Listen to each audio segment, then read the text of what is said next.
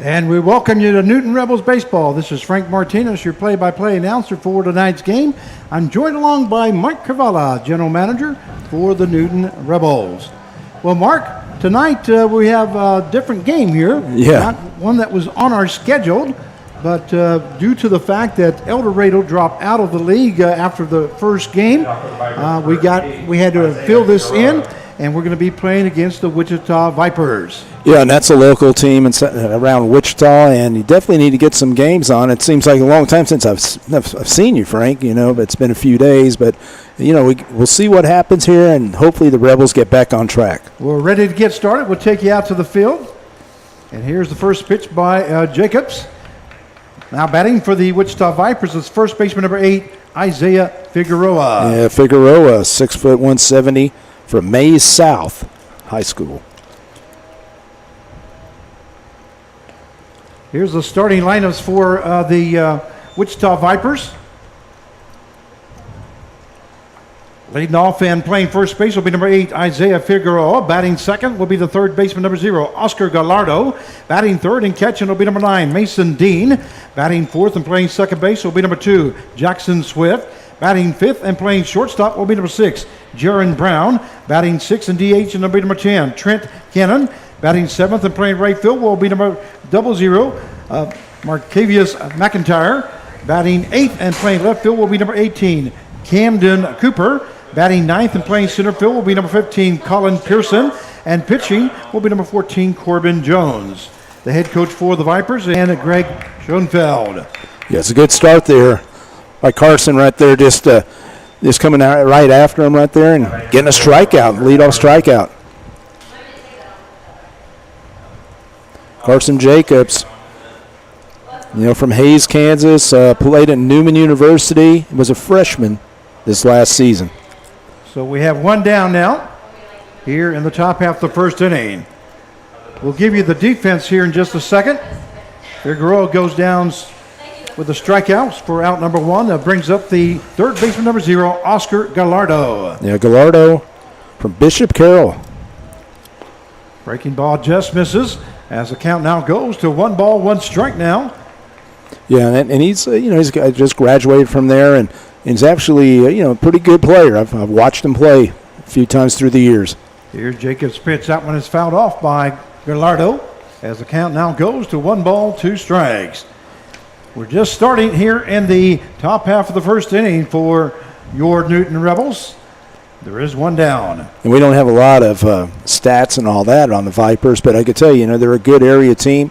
You have to try out to make this team, so it's a pretty good high school team that they're playing against. Fastball in there for a call, strike 3. And Gallardo goes down looking for out number 2. That is the second strikeout recorded by Carson Jacobs. And it is a mixture, Frank. It's not just, just high school kids. Some guys just finished, but they're going on to college. Then there's some that are going to be seniors next year at some very good programs. I mean, you look at Goddard, McPherson, Cheney, Bishop Carroll, Derby, some pretty good high schools. That's going to bring up the catcher number 9, Mason Dean. And I think this is great right now for Carson Jacobs, get his confidence going, and basically just come in there and just throw strikes and just come right after him. Defensively for the Rebels at first base will be number 3, Mason. Second baseman, number 11, Hannah. There's a swing and a miss there by Dean as the count now goes to 1 ball, 1 strike. At shortstop will be number 1, Brotman. Third baseman, number 23, Riley. Left fielder, we have number 20, Corrigan. Center fielder will be number 7, Barnes. Right fielder, number 8, Capion. Catching number 25, Dozier. And pitching for the Newton Rebels, number 38, Carson Jacobs. There's a swing and a miss as the count now goes to 1 ball and 2 strikes.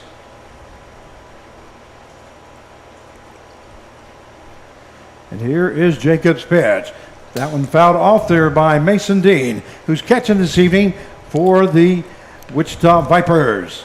And I was going to say, Frank, what you were talking about with El Dorado dropping out of the league, all the teams have been scrambling just to get games, and we're fortunate to have some games this week to keep the guys going, to keep them, especially live pitching, and keep our pitchers working on their game. And here is Carson Jacobs' pitch on a 1-2 pitch. That one misses low for ball 2, as the count will even up now at 2 balls and 2 strikes. We do have 2 down now here in the top half of the first inning, as we're just now underway. If you're just now joining us, we welcome you. We hope you enjoy the ball game. Good little slider there. Strike 3. Okay, call strike, swing for strike 3. That is the third out of the inning. So the top half of the first inning for the Wichita Vipers, they scored no runs on no hits, no errors, and nobody left on base. At the end of 1/2 inning play, it's Vipers 0 and the Newton Rebels coming to bat. We're going to go ahead and stay here for right now. I'd like to thank all our sponsors. The sponsors are for any play at the plate. Will be sponsored by Colonel Tim Mahler family in honor of the Kansas National Guard. Your home team, always ready, always there. Any double plays this evening will be sponsored by the team of Pate and Paul, the attorneys at law, working for you. Pitching changes will be sponsored by Ray Roofing. They have you covered. Any doubles by Newton Rebel will be sponsored by Cobra Enterprise, Store and Stuff, and Realty Connections. Any home runs this evening by the Rebels will be sponsored by the John Odeman family, proud friends of the Newton Rebels. Also, any great plays or players of the game will be sponsored by the Curl Hodges and family. The Rebels tradition continues since the year 2000. Also like to thank Back Alley Pizza, who will be handing out a pizza here this evening. Also like to thank all our host families for everything you do for us. On behalf of General Manager Mark Cavala, Assistant General Manager Jake Gibbs, and our coaching staff, we thank you, host families, for sponsoring our kids. Here's a starting lineup now for the Newton Rebels.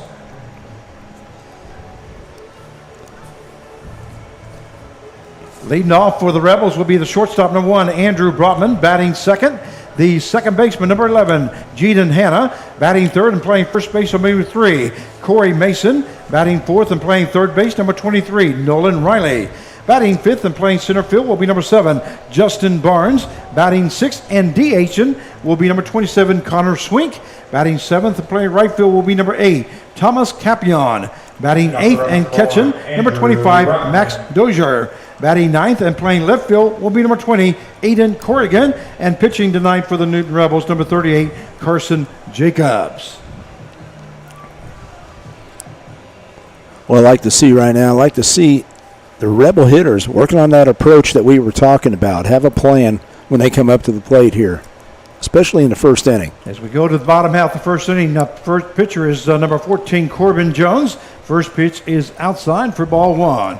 As the count is 1 ball, no strikes now. The batter is shortstop number 1, Andrew Brotman.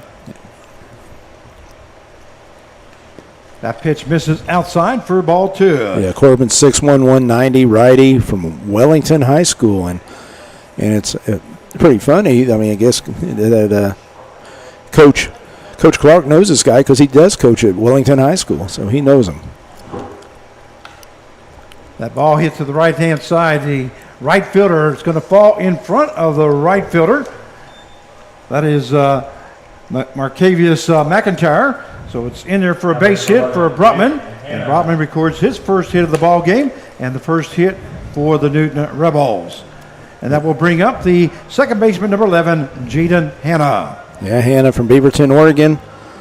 5'6", 155, Western Oregon University. And he's definitely been a spark, one of the sparks that I think that has helped the Rebels in the last couple of weeks since he got here, Frank. Sure has. And Hanna comes in batting.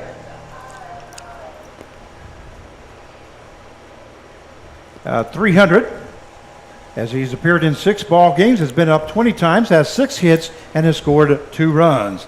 He does have a total of 2 RBIs. And Jones ready to go, and that one hits Hanna.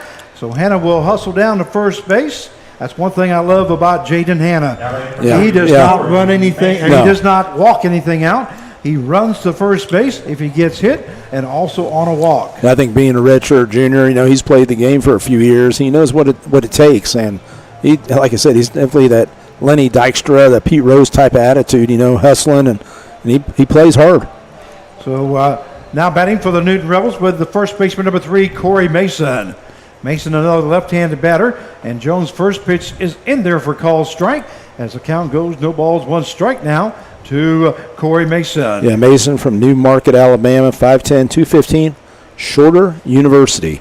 So we do have runners on at first and second with no out here in the bottom half of the first.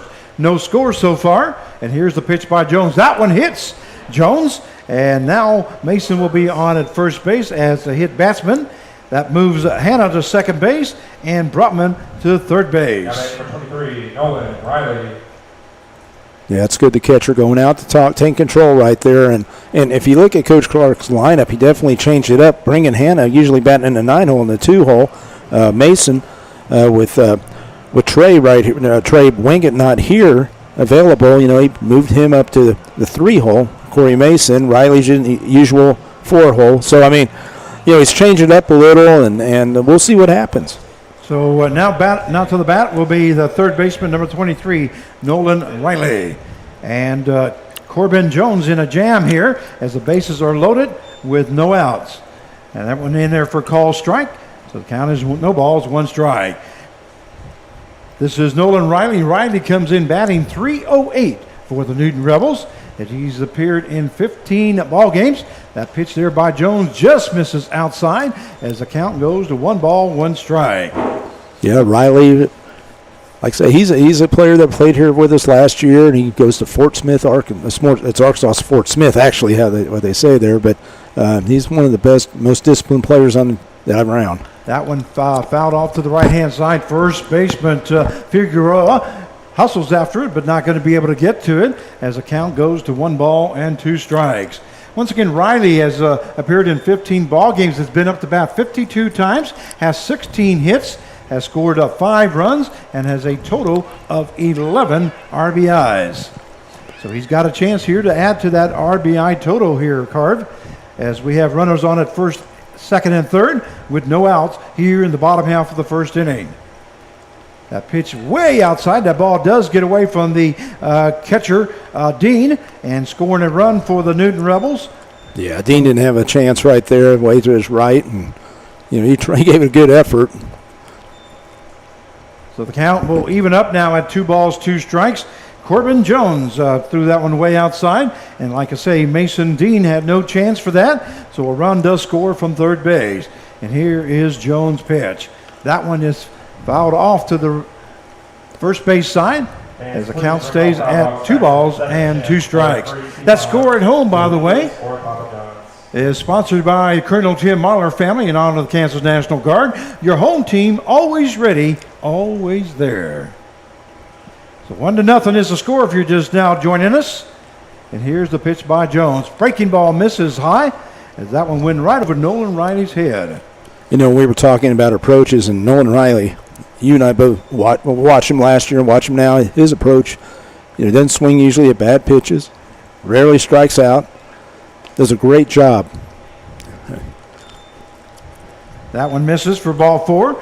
So going to first base will be Nolan Riley on a base on balls. That'll put Mason, he's still third, and Brotman scored there on that last wild pitch. That will bring up the center fielder, number 7, Justin Barnes. Barnes from Marietta, Georgia, 5'10", 180, Shorter University, just finished his sophomore season. That pitch misses high for ball 1. Try to bring up YouTube here so we can see what the comments are. He's also, and look at Barnes, he's also a teammate of Corey Mason.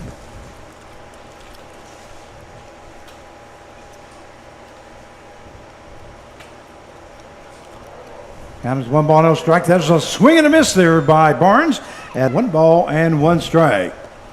And here's one of the things that you and I were talking about they need to work on. You have the bases loaded or the runners in scoring position. Just get a good pitch to hit. That one fouled off there by Barnes as the count now goes to 1 ball, 2 strikes. And that might have been it, Frank. That was a pretty good pitch. He just fouled it off. Good pitch there by Corbin Jones, and Barnes just happened to foul it off. Once again, runners at first, second, and third with no out. 1-0 the score in favor of your Newton Rebels. Barnes comes in batting .319 as has appeared in 13 ball games. That one just misses high, and that will even up the count now at 2 balls and 2 strikes. Yeah, with no outs right here, does have a good approach. Protect the plate. And Jones has been kind of, unsteady, obviously. So you got to make sure you get a good pitch right here, protect. That one misses outside for ball 3, so that would take the count to full now at 3-2. And Corbin Jones is supposed to go 2 innings here for the Vipers. We'll see if he even makes it out of the first inning here, as he's having trouble finding that strike zone. Here's the pitch. That one misses outside for ball 4. So another run will score from third base as Jaden Hanna comes in to score. Moving to third base will be Corey Mason. The second base will be Riley, and Justin Barnes is now standing at first base. And that was good patience right there, Frank. I mean, because I thought, he could have swung at some of those pitches right there. And that's one thing. Just keep working on your approach. Don't have any bad habits. You don't need any bad habits this week. And Andrew Brotman now moves to first base to get some of the gear for that the coach has collected here in the first inning. Yeah. That one misses outside for ball 1. And now batting is the designated hitter number 27, Connor Swink. Swink from Wichita, Kansas, Pratt Community College. He is going to Fringe University, Frank. So, I mean, we'll get to see. He's going to be pretty local. We'll get to watch him play for the Falcons. That one is swing and a miss there by Swink, as the count will now go to 1-1 strike. We welcome John Hanna. He says it is game time. If you'd like to comment, we'll make sure we announce your name up on the air. That one just misses, as the count now goes to 2-1 strike. It's definitely nice to see Rebels on base. Bases loaded. Here's Jones pitch. That one fouled off there by Swink, as the count now goes to 2 strikes. If you're just now joining us, Brotman scored and Hanna scored. Bases are still loaded with no out here in the bottom half of the first inning. 2-0 is the score in favor of your Newton Rebels. Here's the pitch. The fastball just misses outside, and that will take the count to full now at 3-2. And that's what happens sometimes. You're kind of all over the place and you're pitching, and you might not get that call. That was pretty close. It was a close pitch. That one misses high for ball 4, and that is now the third walk in a row now given up by Corbin Jones. As another run scores, coming in to score is Corey Mason. Moving to third base is Riley. Over to second base will be Barnes. And here comes head coach Ryan Jones and Greg Schoenfeld coming out to talk to Corbin Jones as a score in favor of your Newton Rebels. Coach's name is Ryan James. Yeah.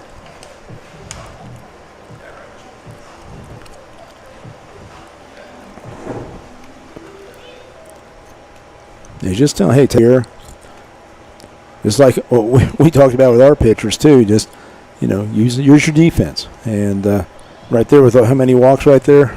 We have 3 straight walks and two hit batsmen. Only 1 base hit so far for the Newton Rebels. Yeah, he's a young man right there, and like I say, he's going to be a senior next year. So I mean, he's still trying to figure things out himself. And this is good experience for him playing against older guys like this. That's going to bring up the right fielder number 8, Thomas Capion. So Capion's up with no outs here, and the bases are still loaded for the Rebels. That pitch misses high by Jones, as the count now goes 1 no strikes. Yeah, Capion Kalua, Y6'1", 215, Waldorf University. He's a senior.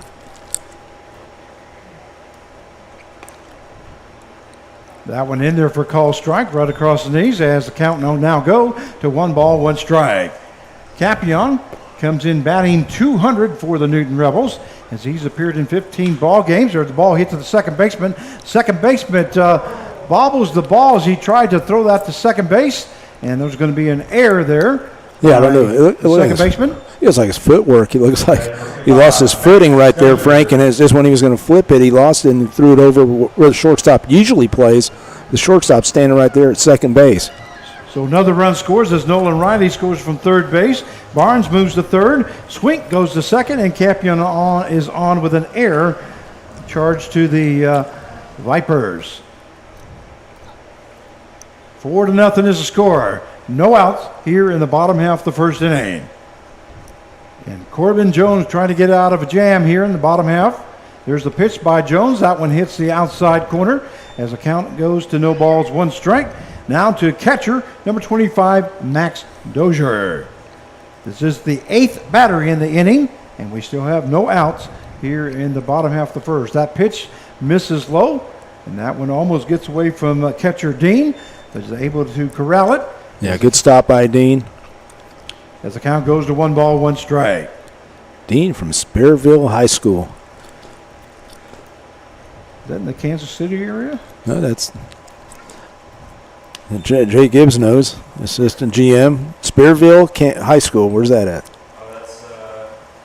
Oh, You sure he's going to Google it for us? But Swing and a miss there as the count goes 1 ball, 2 strike down to Dozier. I was thinking it was by. Here's the pitch by Jones. That one misses outside, and the count will even up now at 2-2.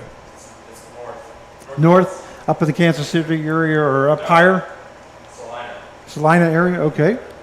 I should know that, shouldn't I?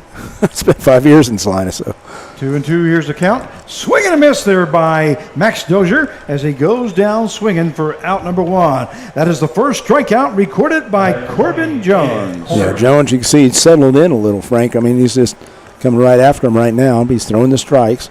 That will bring up the left fielder number 20, Aiden Corrigan. Corrigan from Saline, Michigan, 5'9", 110 pounds from Heidelberg University.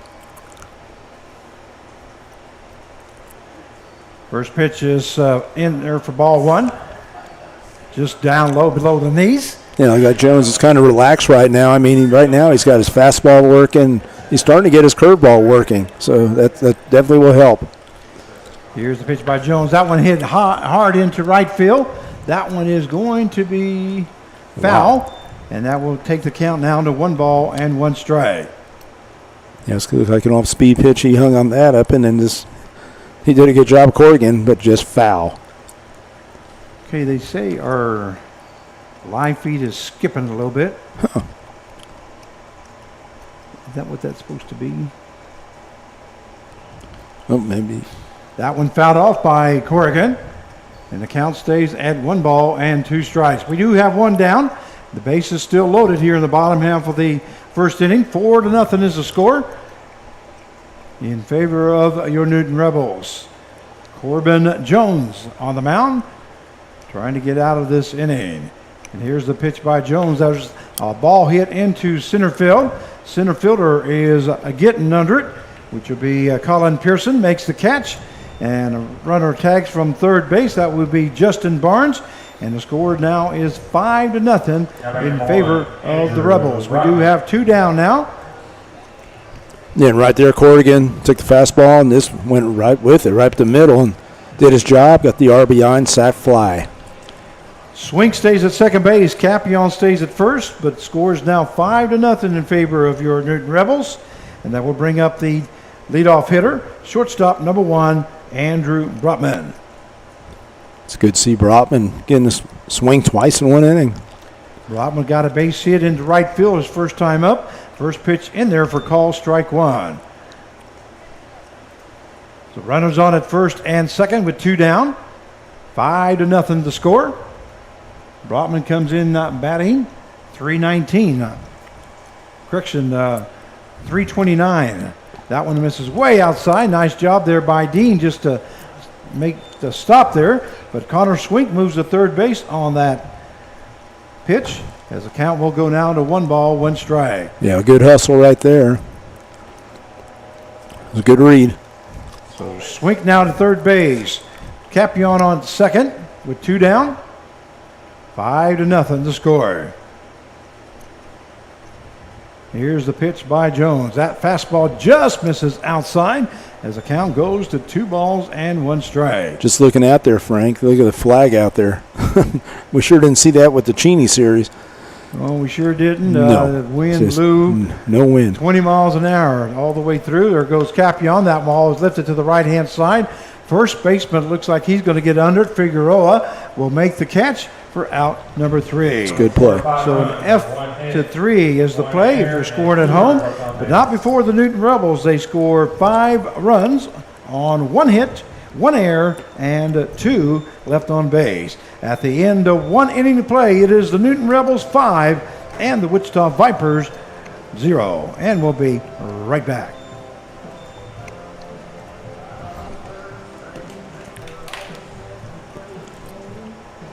You said it's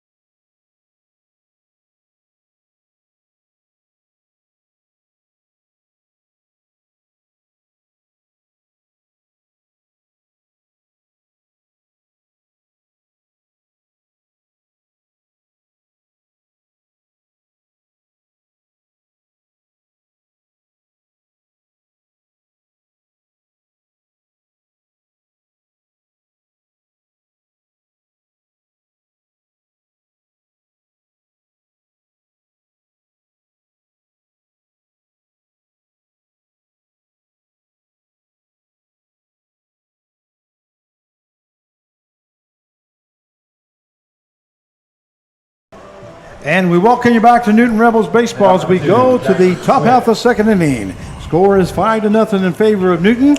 Due up for the Wichita Vipers will be the second baseman, number 2, Jackson Swift.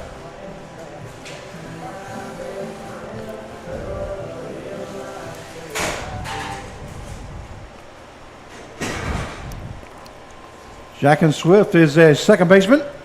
He's from Halstead High School. That's where he has played. He'll be a senior. Fastball misses high for ball 1 as Carson Jacobs starts his second inning of work here for the Newton Rebels. 1 ball, no strike now to Swift. And here is Jacobs' pitch. Fastball fouled off there by Swift as the count will even up now at 1 ball and 1 strike. And right now, I do like Carson Jacobs' tempo. He has a good tempo going right now. Anybody want water? And here's the pitch by Jacobs. That one misses high for ball 2. 2 balls, 1 strike now to Jackson Swift. He's playing second base this evening for the Wichita Vipers. 5-0 is the score as we are in the top half of the second inning. That one hit to the right-hand side. Hanna moves to his left. Throws over to first base to Mason for out number 1. A 4-3 put out for the first out here in the top half of the second inning. I will bring up the shortstop, number 6, Jaron Brown. Frank, can you tell the difference with Jacobs? His tempo, he seems like everything, all the pitches are the same. I mean, he's not rushing. He's just, you can tell by tempo, that means the same mechanics is what we're talking about. They're saying Spearville is just east of Dodge City. And that's what I was thinking. I was thinking right out there. We thank you very much for that information, Todd Dean. And Bob Brotman said, isn't that by Dodge City? So you can tell that this play-by-play announcer and his general manager didn't do very much No, and I should know that. I actually recruited a guy from there many years ago. So actually, I was on a golf course. I don't know about you, but I was on a golf course. So that one, almost hits Jaron Brown as he goes down to the ground, and the count should be 2 balls and no strikes. Yeah, a little about Brown. He's going to be a senior, 6 foot, 175. Kind of a good athlete, middle infielder, outfielder, pitcher. I guess he does it all. McPherson High School. McPherson High School did a lot of announcing up in McPherson for the high school and the college. That ball hit hard there by Brown as he really turned on it. It's going to be out of the ballpark, but it's going to be foul. The count will now go to 2 balls, 1 strike now to Brown. And forgot to thank Jim, by the way, on air. We should have thanked him he just brought us some water. Longtime Newton Rebel fan and volunteer. 12 years. That one in there for call strike as the count now goes to 2 balls and 2 strike now to Jaron Brown. Like I said, I like his rhythm right here. It's just nice and relaxed.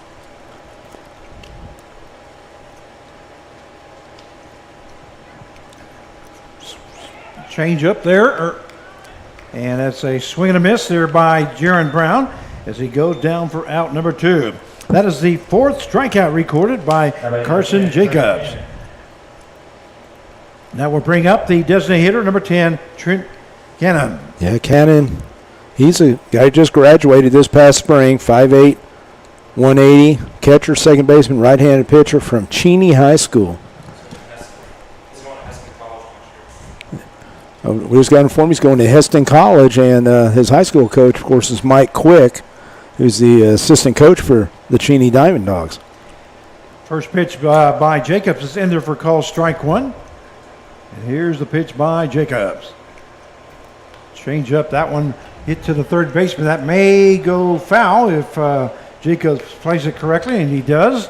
And the count will now go to no balls, 2 strikes. Just a little tapper there in front of the catchers, and then went right down the line to third base. But Carson Jacobs let that ball continue moving left, and it went foul. And I was surprised because usually with that thick grass, it usually holds up, but it kept rolling off, and usually you don't see that much roll. He must have had a lot of topspin as he went through it, rolled over it. Here's the pitch, 0-2. That fastball misses outside. Oh, here, I guess he did go for it. And that's going to be another strikeout by Jacobs, the 3rd out of the inning. And that is the 5th strikeout recorded by Carson Jacobs. 4 no runs, no hits, no errors, and no So the runs. top half of the second inning for the Vipers, they scored no runs on no hits, no errors, and nobody left on base. At the end of 1.5, it is the Newton Rebels 5 and the Wichita Vipers 0. And we'll be right back.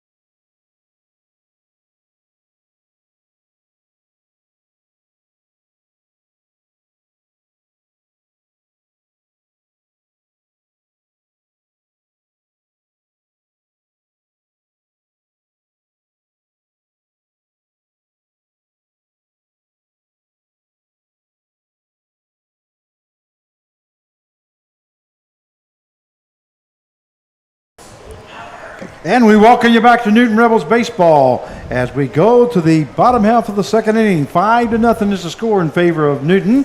And we're going to have a new pitcher now for the Wichita Vipers. That will be number 34, Caleb Wise. Yeah, Wise, 5'11", 200 pounds, a righty from Goddard Eisenhower. They definitely have a good program going there. And Frank, while we were there in the break, we're finding out a lot more about Spearville, aren't we? You know, that they're right there, I believe, state champs? There's pretty much, yeah, state champs. So Spearville out right by Dodge City, and some good athletes out that way. Here's off the Rebels, number 11, Jake Hanna. So we go to the bottom half of the second inning. Due up now for the Newton Rebels. See, we're finding out a lot today. We're definitely getting educated, Frank. Will be the second baseman, number 11, Jaden Hanna. Hanna got hit by a pitch his first time up and scored a run. So now up will be, now pitching I should say, will be the number 34, Caleb Wise. He was scheduled to come in the third inning, but they moved him up just a little bit, so he's coming in 1 inning early. That pitch is in there for call strike as the count goes to no balls and 1 strike. Yeah, I think Jones just threw a little too many that they forecasted. They thought he'd maybe get out in under 20 pitches, but I think he's close to 40. That one fouled off there by Hanna as the count goes no balls and 2 strikes. Well, one thing about the Wichita Vipers, their head coach, Ryan Jenkins, gave me a game plan on the players. Oh, wow. On when they're coming in and when they're not. So, like I say, Caleb was scheduled to start the third inning. There's a ball hit to the shortstop. The shortstop, Jaron Brown, goes to first for out number 1. So a 6-3 put out for the first out. And we have 1 down here in the bottom half of the second inning. That will bring up the first baseman number 3, Corey Mason. And like you said before, Jaden Hanna, he'll run hard. He ran hard on that, right out of the box, and that's what you like to see the players do. That, and he's an experienced guy, and I like that, having some experienced guys in this lineup. That's the kind of ball player I like to have on my team, somebody that gives me 110% on every single pitch. That one misses low by Wise as the count goes 1 ball, no strikes. Now to Corey Mason, who's playing first base here this evening. One thing we do have to talk about, Frank, sometime today is that one to hit toward the left-hand side or the left field side, and it's going to be it's a long run. out of play. It's about our All-Stars. Okay. We do have an All-Star game coming up, I believe it's July the 7th. Is that right? 6th? Okay. Well, our assistant GM, he'll find all that. He has it all down. Okay. I was thinking it was the 7th, but maybe it is the 6th. We'll find out for sure and let you know. But we do have 4 All-Stars on the team. And you want to give me who they are here? Well, one pitcher we have is Zach Gillig, which very deserving. He is the league leader in strikeouts for the Newton Rebels and for the league, Sunflower Collegiate League. Right. July 5th. Then we also have, we're getting all kinds of information in here, but Corey Mason. Corey Mason will be another one, a first baseman. Andrew Brotman. Shortstop for the Rebels. That one hit foul by Mason as the count now goes full at 3-2. And the other one was? Let's see here. Gillig. Oh, Nolan Riley. Yeah, Nolan Riley. He's not on on the roster thing here, but the original roster. But yeah, Nolan Riley, and he's very deserving. He came a little late. And but he's leading the team. Swing and a miss there by Mason as he goes down swinging. Great pitch there by Caleb Wise as he got Mason to chase that high for out number 2. That is the first strikeout recorded by Caleb Wise as there is now 2 down here in the bottom half of the second inning. 5-0 is the score in favor of your Newton Rebels. That will bring up the third baseman, number 23, Nolan Riley. Just who we were talking about. That's what we want to kind of build that suspense right there. But, it's leading the team, I believe, Frank, in RBIs. And like I said, he missed a few of the early games. And I guarantee you, he'll probably be leading walks by the time it's over with. Well, actually, Wingett has 12. Yeah. Wingett has 12 and Riley has 11. That one misses low for ball 1, but he is in the top of our on our team there on RBIs. Yeah, that's good because Wingett's been the 3 hole most of the time, and Riley's been the 4 hole. So you want those guys getting the RBIs. That one hit hard there by Riley, and that will be pulled foul as the count now goes to 1 ball, 1 strike. 2 down now here in the bottom half of the second inning. Caleb Wise now on the mound for the Wichita Vipers. Doing a great job so far as he's faced only 2 batters. There's a fastball hit to the shortstop. Shortstop kind of plays it back there. Goes to first for out number 3. That was Jaron Brown over to Isaiah Figueroa for the third out. It is a 6-3 put out. And the bottom half of the second inning for the Rebels, they scored no runs on no hits, no errors, and nobody left on base. At the end of 2 innings of play, Newton Rebels 5 and the Wichita Vipers 0, and we'll be right back.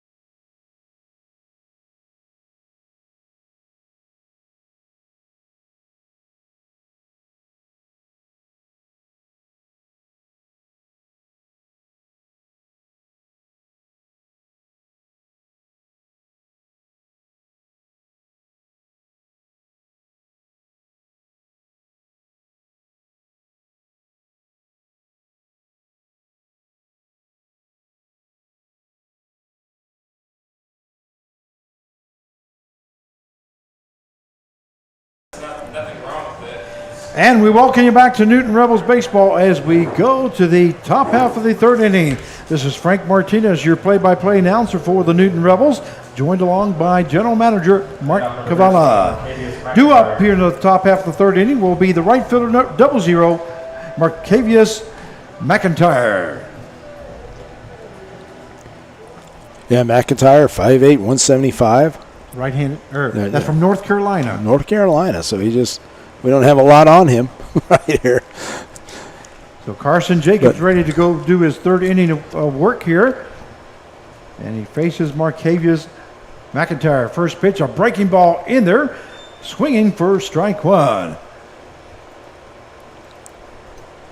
As the count goes, no balls, one strike now to McIntyre. McIntyre playing right field this evening for the Vipers. Another breaking ball in there for call, strike two. 0-2 now the count. Great pitches there by Carson Jacobs. Jacobs, he's dominating. He's coming right after guys. Fastball hit to the right-hand side. That's going to be foul. Count stays at no balls, two strikes. Once again, the Newton Rebels will be in action tomorrow evening as the Newton Rebels will take on, and let me get that information for you real quickly here.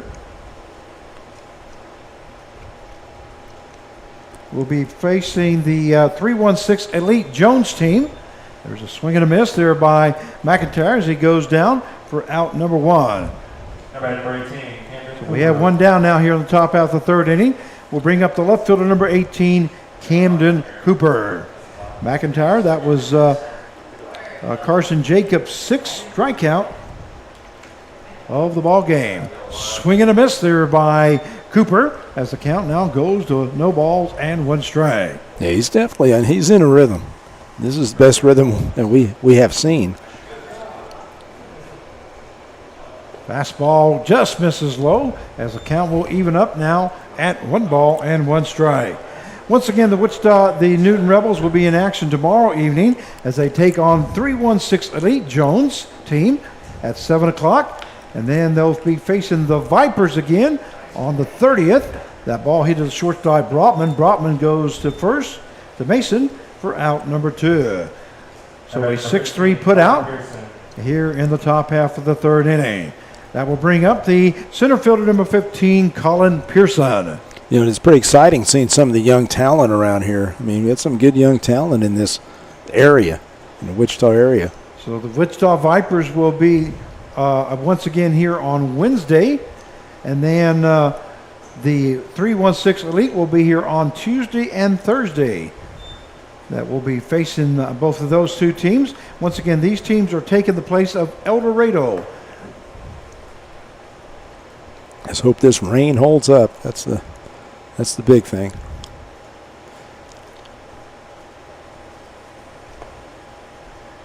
There's pitch by Jacobs. In there, called strike as the count now goes to one ball, one strike now to Colin Pearson. Pearson playing center field this evening. That ball was fouled off by Pearson, and the count now goes to one ball, two strikes. And we talked to the pitchers the other day about being efficient, and right here, I mean, Carson Jacobs is very efficient, right? Here's the pitch by that swing and a miss there by Pearson as he goes down swinging for out number three. That is the seventh strikeout recorded by Carson Jacobs. As we go to the bottom half of the third inning, the score is 5-0 in favor of the Newton Rebels, and we'll be right back.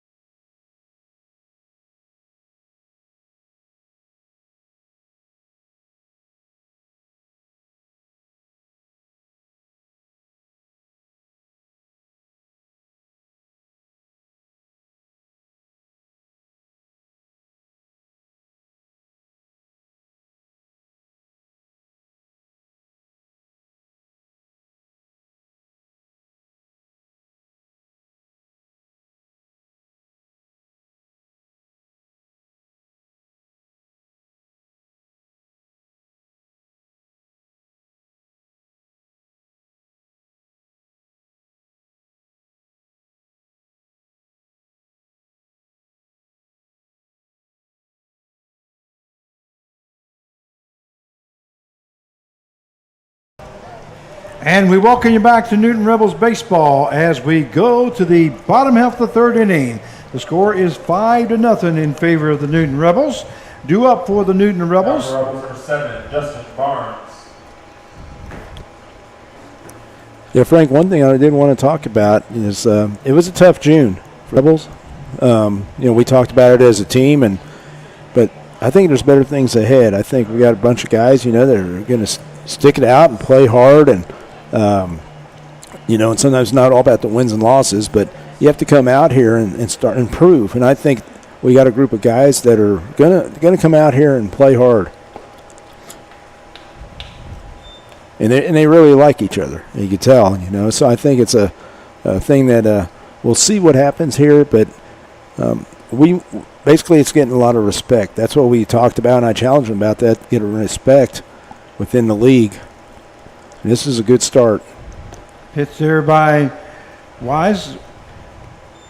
As the count goes to 1-1 now to Justin Barnes.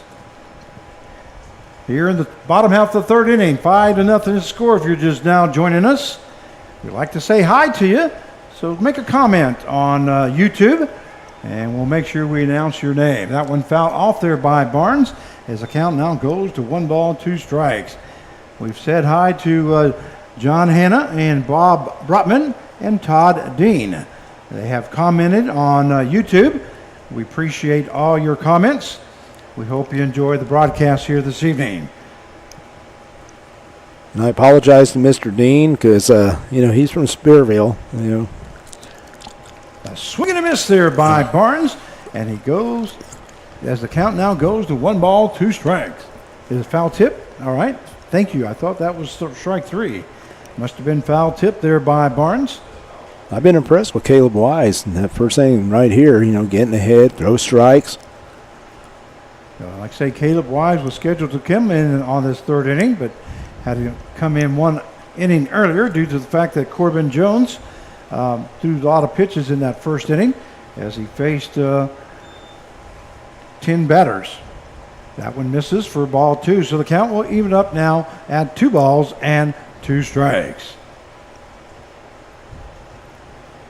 And here is Wise's pitch. That one fouled off there by Barnes. The count will stay at 2-2. Barnes has had a decent summer. I mean, you were talking about hitting around 320. Just been, him and I have talked a few times on hitting about using the field. Ball hit to the third base side. That's foul. Count will stay at 2-2. We understand that the broadcast is skipping just a little bit. We're trying to fix it, but for some reason, the edit button is not working, and we don't know why. Hire an engineer with us all the time, I think, Frank, for next year, or what? Or what do you think? Says the bandwidth? It says it's behind. So we're trying to change that, but for some reason it's not allowing us to do it. Here's the pitch. That's fouled off there by Barnes. Barnes hanging tough now as the count is full 3-2. No out here in the bottom half of the third inning.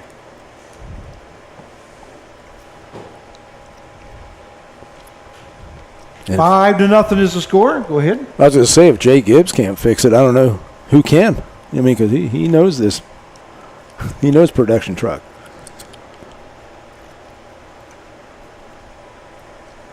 So full count now, and Caleb Wise now ready.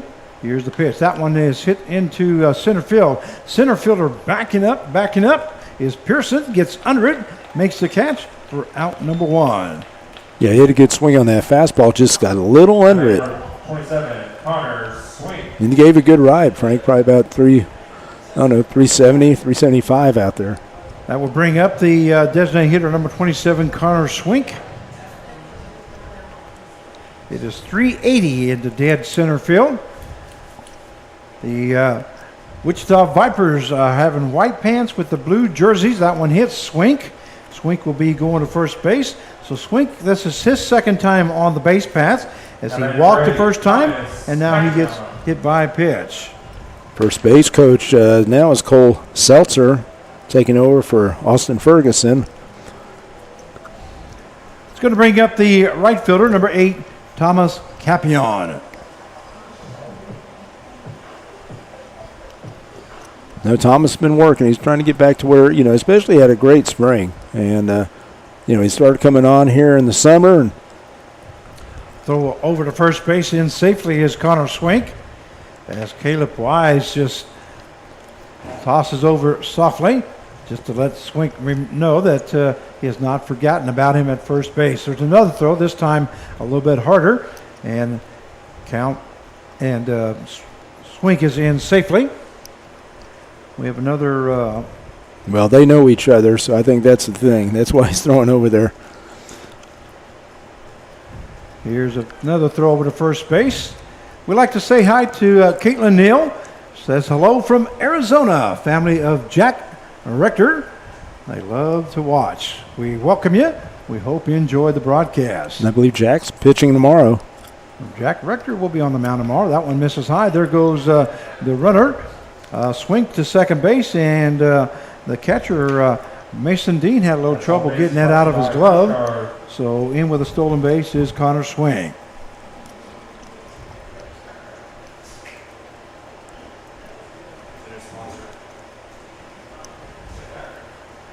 No, that's not cheap computer. What it is, Bob, what it is I guarantee you $1,500 is not a cheap computer.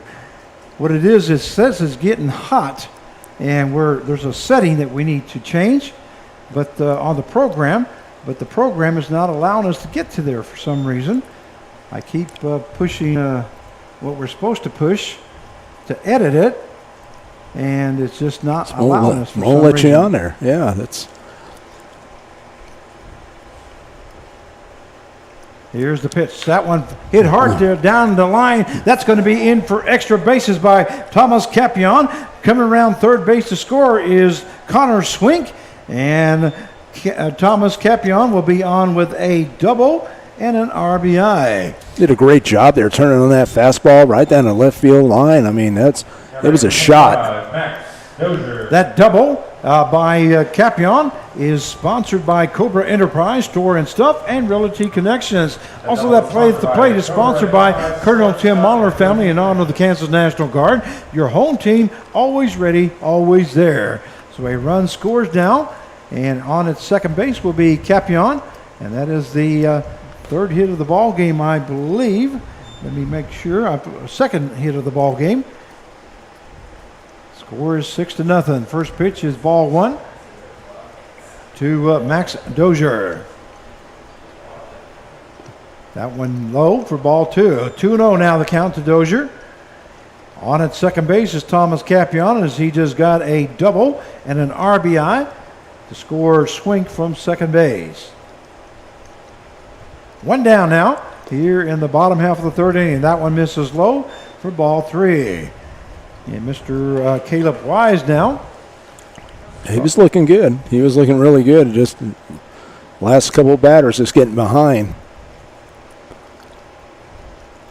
Fastball misses low for ball four. So moving over to first base will be Max Dozier, as Thomas Capion is at second base. That will bring up the left fielder, number 20, Aiden Corrigan. 6-0 is the score, as we have one out here in the bottom half of the third inning. And like any good catcher, the Mason Dean goes out to talk to Caleb Wise, try to settle him down just a little bit. So we have Capion at second base, Dozier on at first, and Aiden Corrigan, the batter here for the Newton Rebels. He flew out to center field his first time up, as he made the second out in that first inning. Yeah, and I think maybe White's got a little rattled right there after that double by Capion, because it was 4 straight balls right there. Here's the pitch. That one just misses low for ball one, as the count is 1 ball, no strikes. One down. As the first batter flew out to center field, which was Barnes, for that first out. Here's the pitch, just hits that outside corner. as home plate umpire calls a strike, as the count will even up now at 1 ball and 1 strike. And here's the pitch. That one hit right to the second baseman. Second baseman ball was the ball again, and he finally gets the ball to the second baseman for the force out. So it is a 4-6 put out for the second out. Capion moves to third base, and Corrigan will reach on a fielder's choice. Yeah, that's one of those we were talking about the other days. It's not the double plays you make, the ones you don't make, and that was definitely a double play type ball. With the bobble, they did get the out. We'll see what happens right there because, I thought that would have been an easy double play. Should have been an easy double play, but they do get the out, so no error. That will bring up the shortstop, number 1, Andrew Brotman. Brotman is 1 for 2 here tonight. There's the first pitch, misses inside as the count goes 1 ball, no strikes. We have Capion at third base, Corrigan on at first as he reached on that fielder's choice.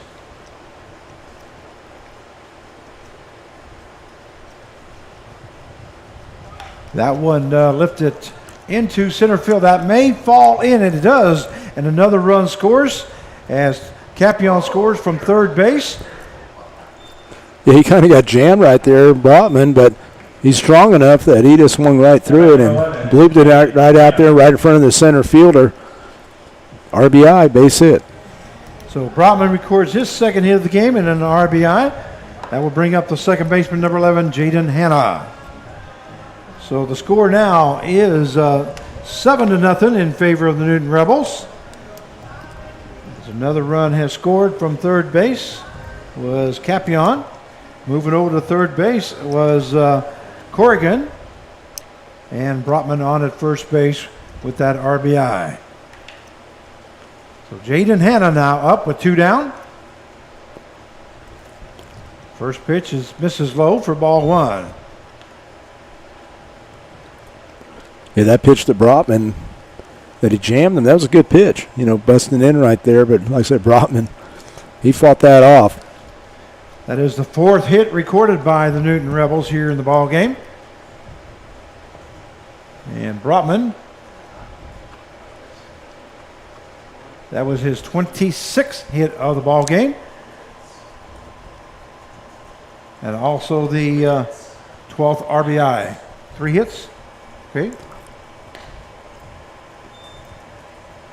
You're right, it should be 3 hits instead of 4, my bad. Count goes 2 balls, no strikes. Jaden Hanna up at the plate. And Caleb Wise now ready to go to work. That one in there for a call strike as the count goes to 2 balls and 1 strike. You like Hanna at the top of the lineup? I mean, this first time we've seen him, pretty much, I think, in the 2-hole. What do you think, Frank? Yeah, I like it. Yeah, just get on base. That one misses for ball 3. So 3 balls, 1 strike. I think Caleb Wise thought that was across the plate, but it was called ball, so the count is 3-2. And Brotman will be going right here. With 2 guys on base, or correction, with 2 outs, he definitely will be. That one hit to the right fielder. Marcavius McIntyre finally gets under it, makes the catch for out number 3.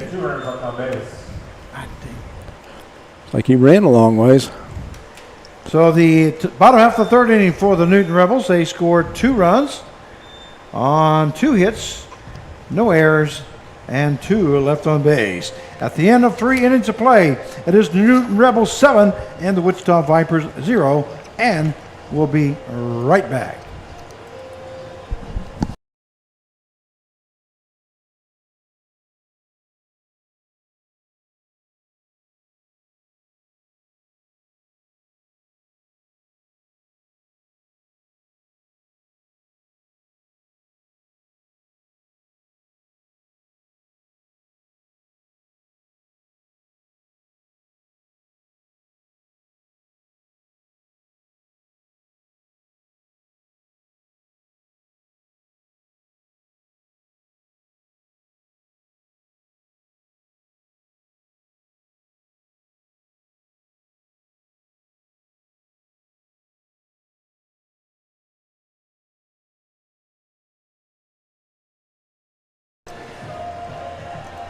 And we welcome you back to Newton Rebels Baseball. This is Frank Martinez, your play-by-play announcer, joined by General Manager Mark Cavala as we go to the top half of the fourth inning. 7-0 is the score in favor of the Newton Rebels. Due up for the Wichita Vipers will be the first baseman, number 8, Isaiah Figueroa. I was going to say, we just got informed by assistant GM Jake Gibbs that Carson Jacobs, 32 pitches so far. Pretty good. Here's the pitch. That one in there for call strike one as the count goes to no balls and 1 strike.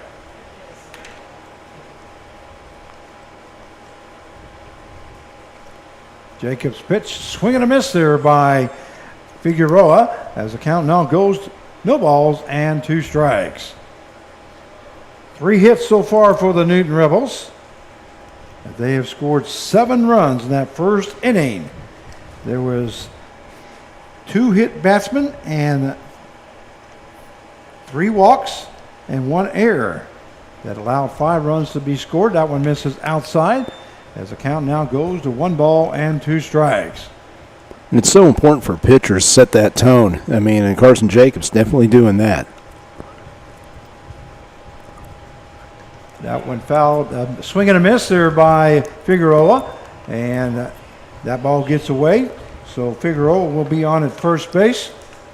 Yeah, ball broke quite a bit, and unfortunately, when it hit the ground, it bounced off Max Dozier's right shin guard, bounced towards the dugout.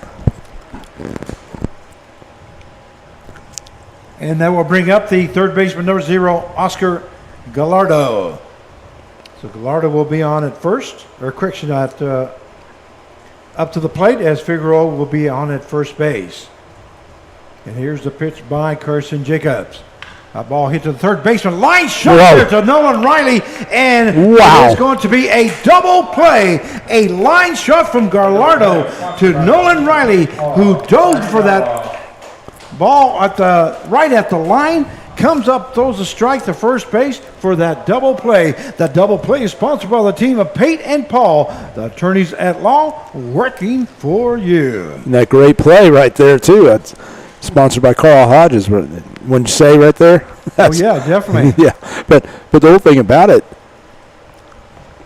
you got a pitcher that's throwing strikes, and that's what happens. Your defense is going to be behind you. I mean, that was a great play. So That's ESPN highlight film type. No kidding. If I had da-da-dum, that's exactly what we would play. Here you go. That one misses outside as the count now goes to 1 ball, 1 strike. Batter is the catcher, number 9, Mason Dean. Awesome play. Sure was there by Nolan Riley. And here's the pitch by Jacobs. Breaking ball in there for call strike as the count now goes to 1-2. Great pitch there by Carson Jacobs. Seems to be in control of his pitches here tonight. Fastball, swing and a miss there. That one gets away from Dozier. And on at first base will be Mason Dean. That's always tough. You strike out a guy, and then still gets on first base twice right there. And it's twice this inning, exactly right. Yeah, and it's nothing against Max Dozier. Just that he has some nasty stuff right there that they're swinging at. I mean, it's Carson's looking good. That's going to bring up the second baseman, number 2, Jackson Swift. He is 0 for 1 here tonight as he grounded out to the second baseman to make the first out in the top half of the second inning. 7-0 the score here in the top half of the fourth. That one fouled off there by Swift as the count now goes to no balls, 1 strike. He's going to be in double-digit strikeouts pretty soon.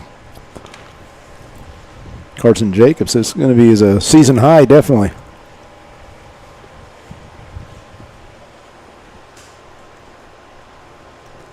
That one hit right back to the pitcher. He knocks it down. Jacobs tosses the first base for out number 3. So a 1-3 put out for the third out. Top half fourth inning for the Vipers. They scored no runs on no hits, no errors, and 1 left on base. At the end of 3.5 innings of play, it is the Newton Rebels 7 and the Wichita Vipers 0, and we'll be right back.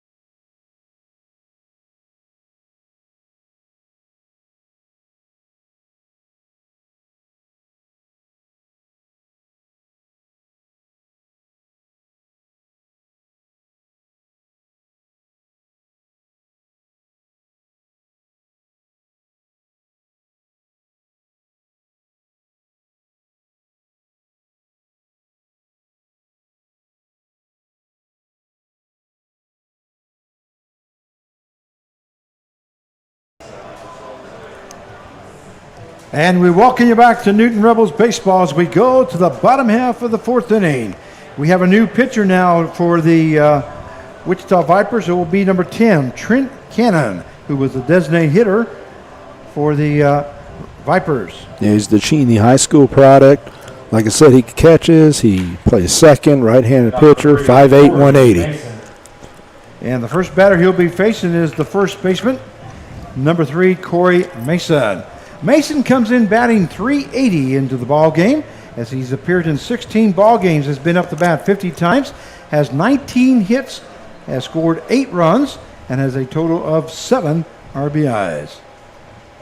That pitch in there for call strike 1.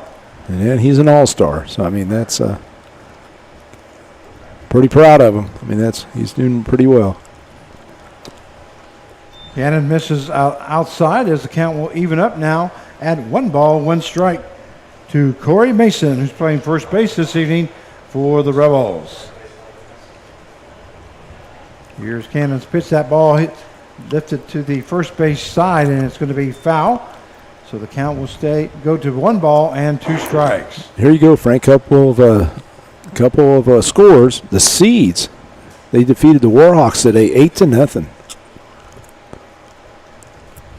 That one lifted into center field. Center fielder backing up, moving to his left. Going to make the catch for out number 1. Center fielder is Colin Pearson. Number 23, Nolan Riley. And the Aviators and the Monarchs are battling it out. The Aviators are ahead right now, 6-5 in the top of the 7th. It's going to bring up the third baseman, number 23, Nolan Riley. It's definitely a tough league. Well, you say the Sunflower Seeds and the Warhawks. Who won that one? The Seeds. The Seeds won that one? Over the Aviators, yeah. That does not help us out any.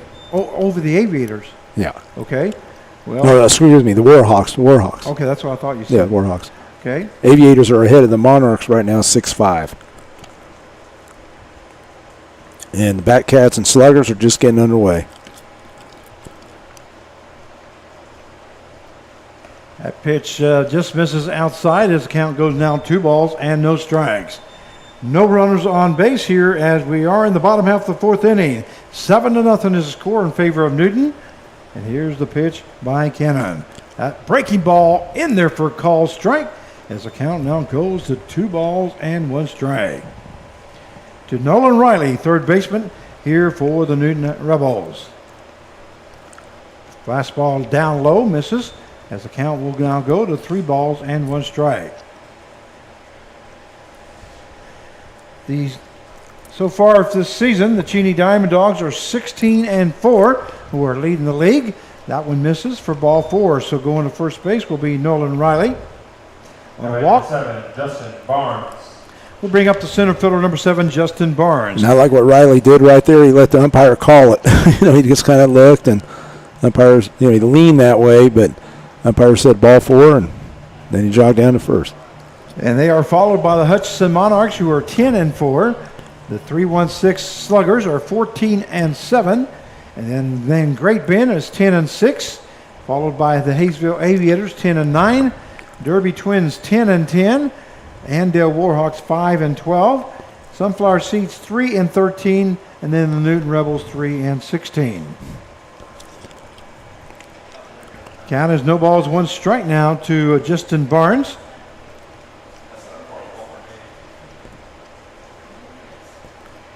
Fastball into the ground, misses, as the count will even up now at 1-1.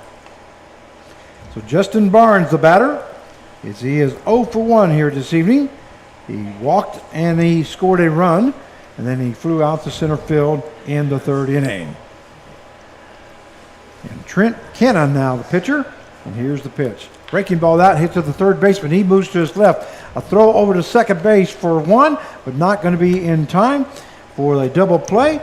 So that is a 5-4 put out for the second out, and Barnes reaches on a fielder's choice. So we have 2 down now. And that will bring up the designated hitter, number 27, Connor Swink. Another thing we need to talk about, Frank, is Carl Hodges Day and Reunion Day.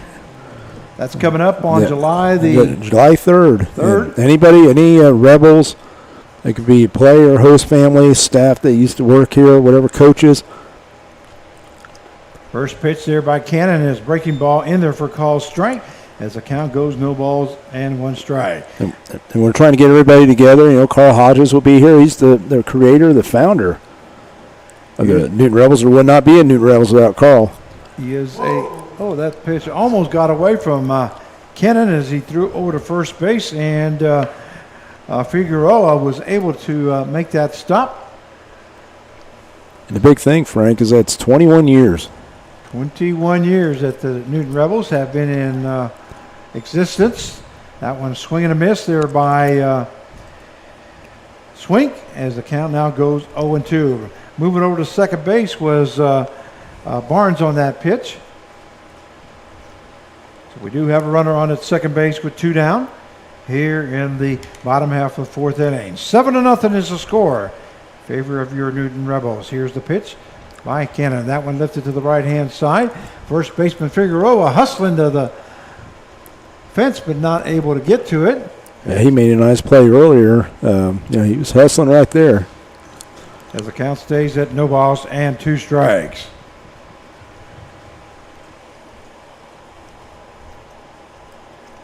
And I'd say the Rebels are doing a good job putting the ball in play. Not a lot of strikeouts. So 1-2 pitch now.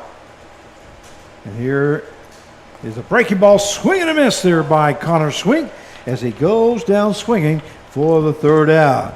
And that is now the first strikeout recorded by Trent Cannon. You know, and that was a tough strikeout right there because it was a 12-6 curveball. And it's tough to hold off on that. So swung and missed it, but, you know, he did go down swinging. So the bottom half of the 4th inning for the Rebels, they scored no runs on no hits, no errors, and 1 left on base. At the end of 4 innings of play, it is the Newton Rebels 7 and the Wichita Vipers 0. And we'll be right back.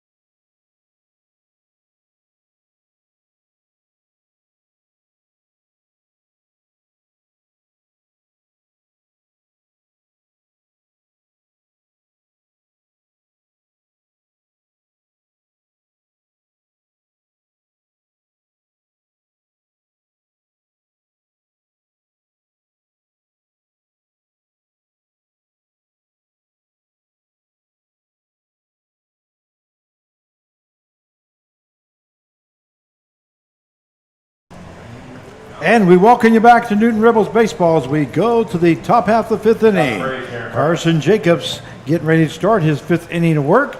That will bring up the shortstop number 6, Jaron Brown. Brown is 0 for 1 here in the ball game as he struck out his first time up. Fastball misses high for ball 1. Jacobs keeping that pitch count down. They're now in the 40s. Here's Jacobs' pitch. That fastball misses for ball 2. So 2-0 now the count. Well, that's the thing about it is that's really gotten us in a lot of trouble here in all these ball games is our pitchers have not been able to throw the ball across the plate. They're the starting pitchers, but tonight he's doing a good job. No, excellent. Really in control. That one misses inside for ball 3. Now, right now, he's just a little out of sync. Yep. You know, he needs to take that step back, take a big breath, and just whatever he was doing before, get his tempo back. Break that one in there for call strike as the count goes 3 balls and 1 strike now to Jaron Brown. And what usually happens, Frank, is a lot of pitchers, they overthrow. They're overthrowing the ball, and their release is different. That one hit to the shortstop, Brotman. Bobbles the ball, goes to first in time for out number 1. Yeah, excellent job by Brotman, staying with it. He kept his body squared to the ball and funneled it in and threw a strike right across the back, right across there. We'll bring up the pitcher, now number 10, Trent Cannon. was the designated hitter. I'm sure he'll stay as the designated hitter if he does come out. So we'll introduce him as the designated hitter. How's that? Yeah. Pitcher, designated hitter. One down now. Here's Jacobs' pitch. That ball hit right back to Jacobs. Jacobs hustles to first base and tosses it for out number 2. So a 1-3 put out for the second out. That will bring up the right fielder, number 00, Maccavius McIntyre. Number 13, Octavius McIntyre. So Maccavius, now did he just get here from North Carolina? Is that what you found out? Or I believe so. Marcavius, I should say. It is Marcavius Marcavius. McIntyre.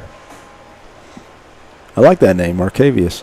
And here's the pitch by Jacobs. That fastball misses for ball 1. Think I can change my name, Frank? I like from Mark to Marcavius. What do you think? If you want, I mean, how old are you now? Yeah, old enough.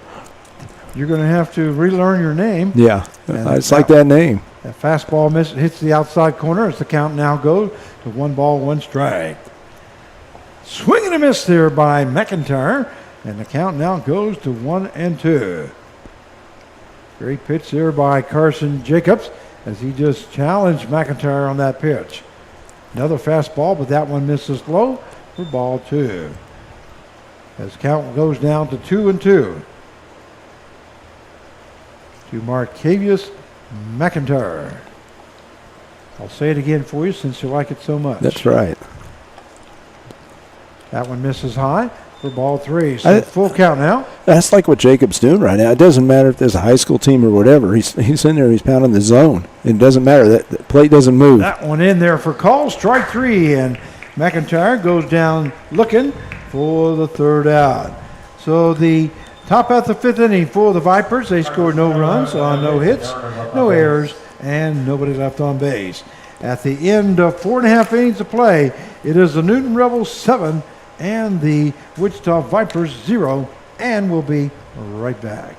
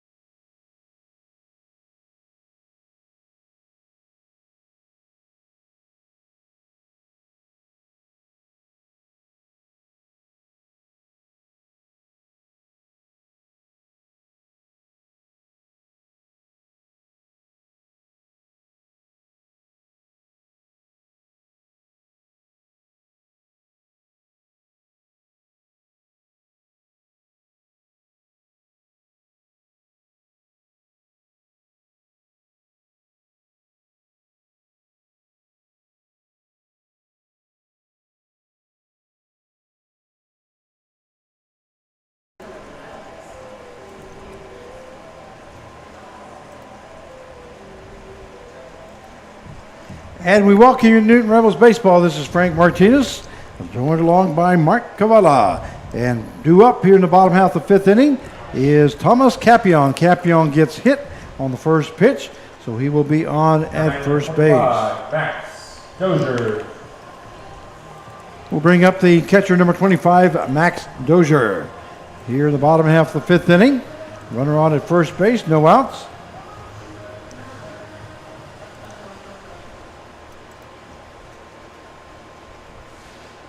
And Trent Kenna now pitching. That breaking ball in there for called strike. As the count goes, no balls, 1 strike now to Max Dozier. Cannon came in to pitch. This is his 2nd inning of work now.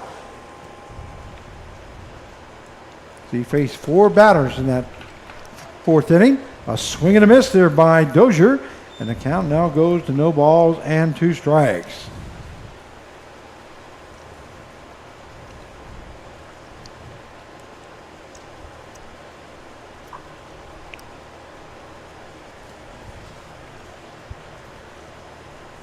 And here's Cannon's pitch. Breaking ball misses inside as the count now will go to 1 ball and 2 strikes. He took something off of that one, Carv. Yeah, he did. And I was just checking Max Dozier and, his stance and everything because I know he's been wanting to really improve as a hitter this summer. Here's the pitch. Breaking ball. That one swung and a miss there, and it gets away from the catcher. So Thomas Capion will move over to second base. And out at first base will be Dozier. Yeah, he's Dozier's a young player. He's still working. Once his hitting catches up, because I think his catching's gotten a lot better. He seems to be doing pretty well.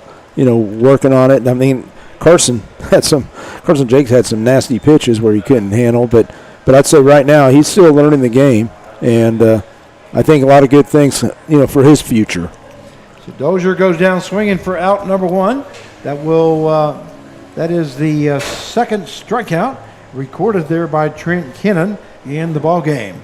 That will bring up the left fielder number 20, Aiden Corrigan. So Corrigan is up at the plate now, left-handed batter.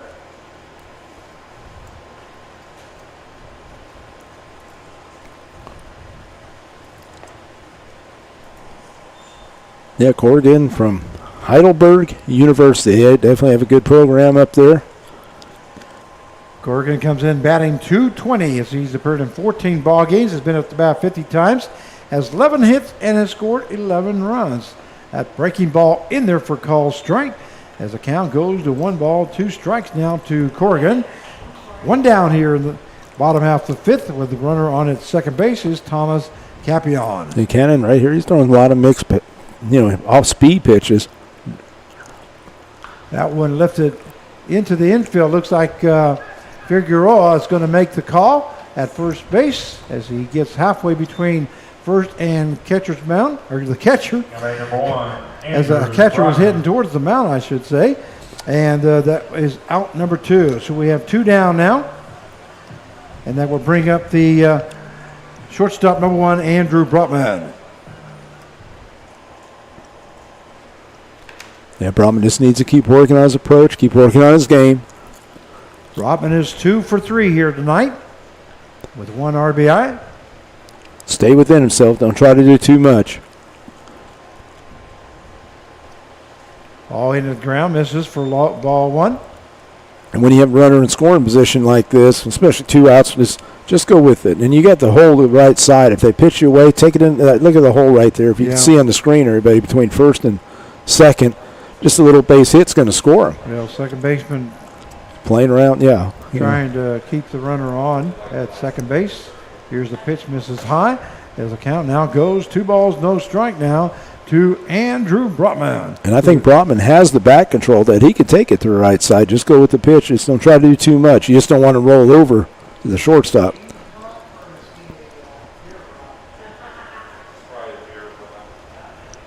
That one hit to the shortstop. Shortstop backs up, backhands it, goes to first. And what a great scoop there by Figueroa. And that is a 6-3 put out for the 3rd out. Bottom half of the 5th inning for the Rebels. They scored no runs on no hits, no errors, and 1 left on base. At the end of 5 innings to play, the Newton Rebels 7 and the Wichita Vipers 0. And we'll be right back.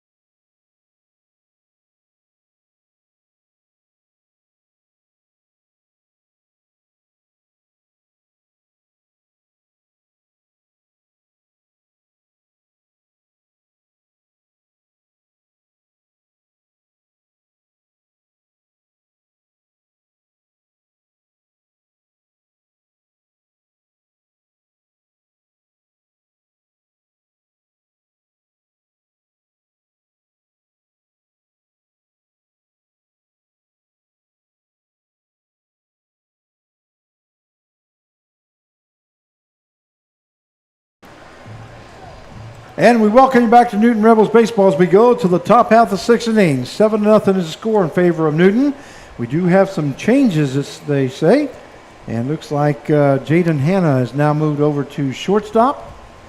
Yeah, he moved over to shortstop, and then you have Camden Jurgensen now at second base. Okay, Camden Jurgensen now at second base. There's a pitch by Jacobs right back to him. And he goes 1-3 put out as Camden Cooper And it looks like makes the first out. Ricky Hockett's out there in left field. All righty. Number 15. That's according to Jake Gibbs, our spotter, Brings up the center fielder number 15, Colin Pearson.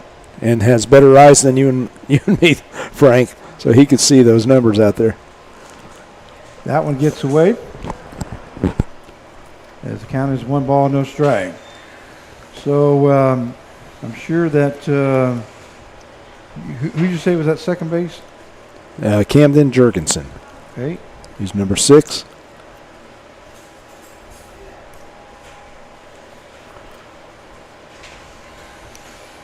And I'm sure he'll go in Andrew Brotman's spot. Right. And then you said who was the other one, left fielder? Yes, left fielder Ricky Hockett. Number 10.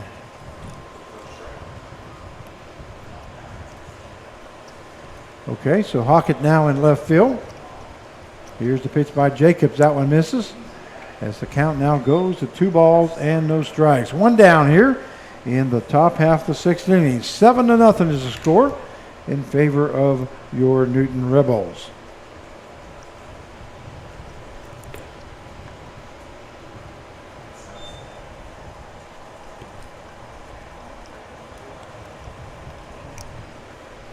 Three balls, no strikes now to Yeah, I don't think he's gone 3-0 on anybody. Colin Pearson. What was that? Yeah, Frank, I don't think he's gone 3-0 on anybody. Nope, this is the first time that I remember. Yeah, so So the count goes 3 3-1. balls, 1 strike now to Colin Pearson, who's playing center field this evening. And for some no, they're going reason, over the count, I guess. Okay, we thought it was. No, we're discussing the umpires are getting it. It's like they had it wrong. Coach Jenkins arguing with them there, but to no avail. 3 balls, 1 strike now to Pearson. And here's the pitch by Jacobs. That one just misses. And that will be ball 4. That's the first walk given up by Carson Jacobs here this evening. The runner will be on at first base. Will be Pearson. That'll bring up the first baseman, number 8, Isaiah Figueroa. Correction. Yeah. Figueroa, the Mays South product, and he'll be a senior in high school. Figueroa now up at the plate. That ball hit to the third base side. Going to be foul as Nolan Riley hustles after that one, but in foul territory. And the count will go no balls, 1 strike now to Figueroa. Once again, Pearson on at first base with 1 down here in the top half of the sixth inning.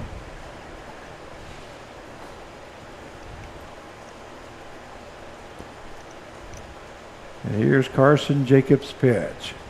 And first stepping out is Figueroa. Yeah, just right now, just looking for that double play ball. Well, we've had one great double play, and that's that line shot there by Unbelievable. to Nolan Riley as he dove right down the line and made the catch, and then fired a strike over to first base to double up the runner. Yeah, he took it, not just a hit, but extra base hit right there away with that hit, with that great play. 1-1 now the count. Here's the pitch. There goes the runner to second base. In safely is Colin Pearson, the stolen base. As the count moves to 2 balls, 1 strike now to Figueroa.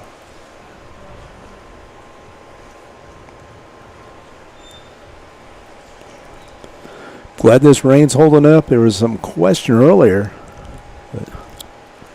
Matter of fact, there's a question all week long. That one gets away from Dozier, and moving over to third base will be Pearson.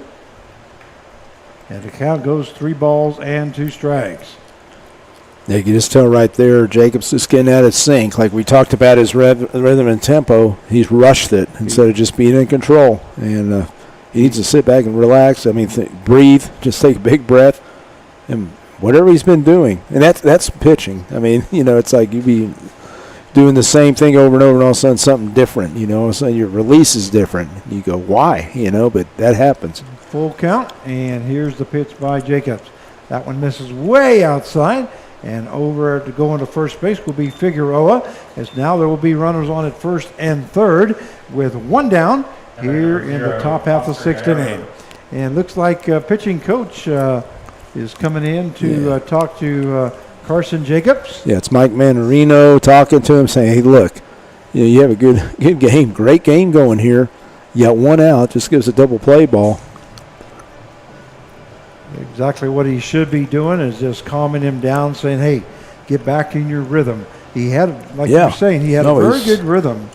Nice and relaxed, wasn't he? Just like a golf swing. He just let it happen. That's right. He was just letting it happen, just throwing the ball, playing catch with the catcher, with Dozier. But now he seems to be rushing just a little bit, as this is his second walk of the inning. It's like Jake Gibbs used to do on that mound, the Rebels mound, just nice, relaxed. That'll bring up the third baseman, number 0, Oscar Gallardo. Gibbs, one of the best relief pitchers in Rebels history, just nice, relaxed, just came through strikes, and that's what I liked about him. Here's the pitch by, actually he goes to first base. Every time I say that, they always do something different. You got to wait. Yeah. So I'll try not to say that again. Here's the pitch. Now that one hit right to the third baseman, and a line shot there by two double plays. Exactly right. A line shot to Nolan Riley for the second out. And then he stepped on third base for the force out. See, that's a great call by Coach Manarino to go out there and, settle him down. Like you said, Frank, settle him down. And what's the first pitch right after that? Double play. So they top out the sixth inning for the Vipers. They scored no runs on no hits, no errors, and one left on base. At the end of 5.5, it is the Newton Rebels 7 and the Wichita Vipers 0, and we'll be right back.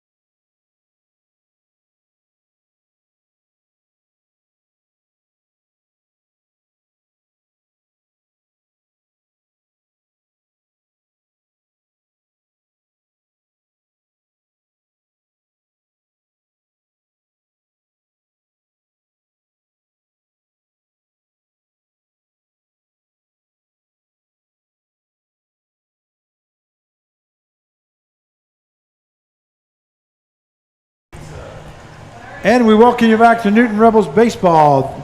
This is Frank Martinez, your play-by-play announcer, joined along by Mark Cavala, general manager for the Newton Rebels.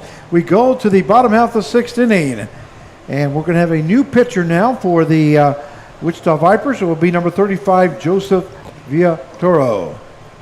Yeah, Villatoro, he's a junior in high school. He'll be a senior next year. He'll be a 5'9", 155 righty, infielder, right-handed pitcher.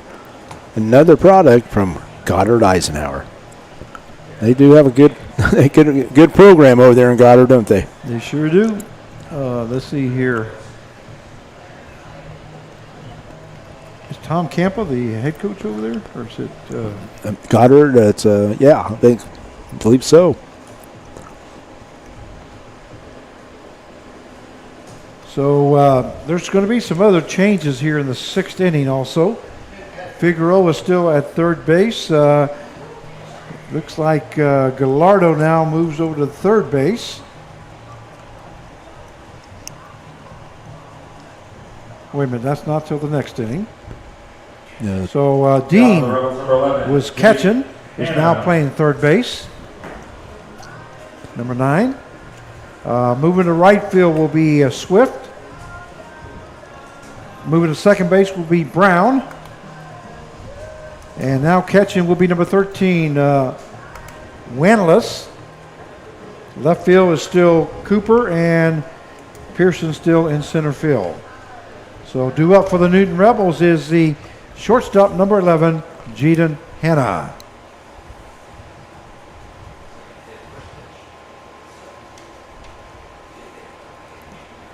And Joseph Villatoro now on the mound.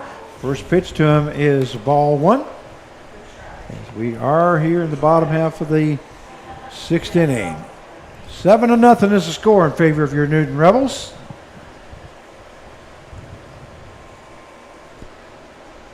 And let me get rid of the, we'll be right back. There we go. Well, you are back. Yeah. We are back, exactly. That one misses for ball 2. So 2 balls, no strikes now to shortstop 11, Jaden Hanna. Yeah, I talked to Hannah just before the game, and I said, "How you doing?" He goes, "I'm loving it. I'm getting to play baseball." Good attitude. Yeah, no, great attitude. Here's the pitch. That one misses high for ball 3. So 3 balls, no strikes now to Hanna. As we are in the bottom half of the 6th inning, 7-0 is the score in favor of your Newton Rebels. You know, and you're always thinking about some guys that, you know, don't want to play or choose not to play, whatever, you know, and you go, don't you want to play baseball? I mean, it's... That one hits Hanna, and once again he hustles down to first base. That's the second time hit as a hit batsman. We'll bring up the first baseman, number 3, Corey Mason. You know, that's the thing. I've talked to players, Frank, and, you know, I've been a college coach, and I said, someday we're going to have something similar. We're going to have something that we have in common. And they look, I said, well, we're going to be ex-players. You guys get to play right now. Enjoy it. Go out there and play. If it's summer ball, college ball, go out there and play. Enjoy it. Exactly right. I know you and I'd give anything to get out there. Oh, my goodness. That ball misses high. Actually, you know, the 4th of July tournament coming up, the Mexican-American fast pitch tournament coming up in Newton. They've asked me to be a guest announcer on Sunday, July the 4th. I'll be announcing from 8 o'clock in the morning till 2:30 in the afternoon for the championship game. So you got to come by there, Carp. Yeah, I might do that. See some of my old friends yeah, down there. see some of those old friends there of yours. I used to play a lot of that fast pitch. Fast and pitch softball. I did too. I'll tell you, you know what I'm coming for too? The food. The food. Oh, Wow. my gosh. I was leading into that. If you've never been to that tournament, there's a ball that's lifted into the infield. Not sure who's going to call for it. Looks like it's going to be the catcher. It foul hits ball. in fair territory, but then it goes foul. So the count will stay at 2 balls and 1 strike now. Looks like Corey Mason gets a second live here. As the catcher, new catcher there is Wanless. I was going to ask you what that who his first name is, because I don't have the roster. You do. Yeah, it's Ethan Winless. Okay, Ethan Wanless. And he'll be a junior next year. 5'8", 160 from Northwest High School in Wichita. Here's the pitch. That one misses high for ball 3. So 3 balls, 1 strike. Anyway, that Mexican-American tournament coming July the 4th. Oh, man. It's going to be Friday, Saturday, and Sunday. It's Never awesome. been to that tournament. I tell you what, it's just a great tournament.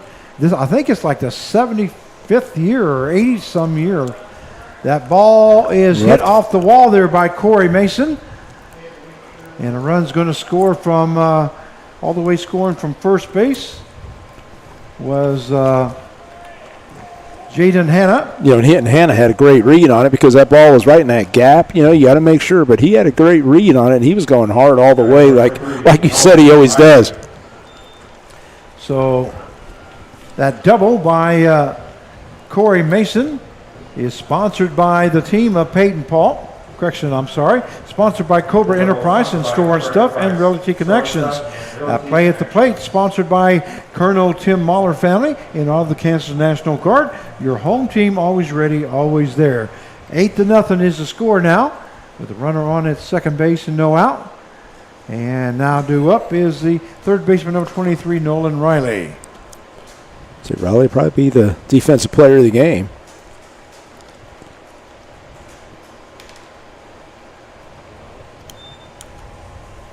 First pitch to him is called strike. As the count is no balls, one strike now to Nolan Riley. Riley just kind of sits there. That wasn't his pitch. He's going to take it. He'll take a strike, and he's got enough confidence in himself. A fastball misses high as the count will even up now at 1-1. And he'll make a pitcher work. He'll make him work, and then he'll get his pitch and hit it. That double by Mason is the fourth hit of the ball game by the Newton Rebels. And that is the second double of the ball game for the Rebels also. That ball fouled off there by Riley as the count goes to 1-2 strikes. We are in the bottom half of the sixth inning. 8-0 is the score in favor of your Newton Rebels.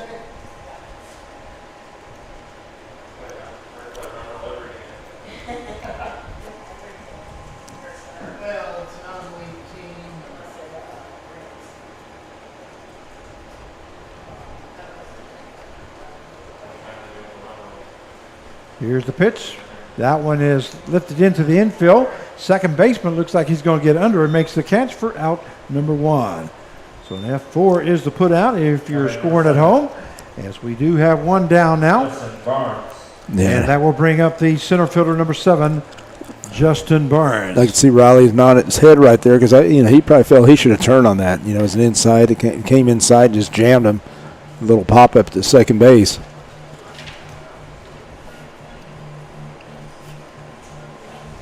So Joseph Villatoro now on the mound here in the sixth inning. And here's the pitch. Fastball misses outside as the count goes 1 no strikes. To Justin Barnes, center fielder for the Newton Rebels. 8-0 is the score in favor of your Rebels. And here's the pitch by Villatoro. Breaking ball misses high as the count now goes 2-0. That kind of reminds me of the day back when I was playing like Legion. Legion, we didn't have showcase teams back then, and so you played and played all summer. I don't know, 40, 50 games, whatever it was. But the whole thing is that you got to play sometimes a variety of positions. Here's the pitch. That one lifted past the third baseman as he dove for it, but not able to get to it, was Dean. And that is a base hit by Justin Barnes. He records his first hit of the game. Stopping at third base will be Corey Mason. That'll bring up we're going to have a pinch hitter now. It looks like 51 now coming in for the Newton Rebels. That's Bryce Nittler. Bryce Nittler now coming in to pinch hit. Nittler coming in batting 118 as he's appeared in 5 ball games for the Newton Rebels, has been up to bat 17 times and has 2 hits. Oh, and he can hit. And like I said, he was a redshirt, he had surgery, so he's still trying to get his timing down. And I like to say he's been hitting the ball just right at people a lot lately. So I think he's about ready to get it going too. And it's probably a good ball game to bring him into right now. Get his confidence back. So we have runners now on at first and third with 1 down. And Bryce Nittler now pinch hitting. Fastball in there for called strike. As the count goes, no balls, 1 strike now to Nittler. 8-0 is the score. But the Newton Rebels are threatening, as there's only 1 down here in the bottom half of the 6th inning. And here's the pitch. That one misses outside as the count will even up now at 1 strike. And if his grandpa's watching, Coach Nittler, I want to tell you hello. We have 23 people that are watching right now. We welcome you to the broadcast. We hope you're enjoying it. Don't forget to say something on live chat there on YouTube. We'll announce your name and talk a little bit about you or your family members, which means your ball players that you're watching.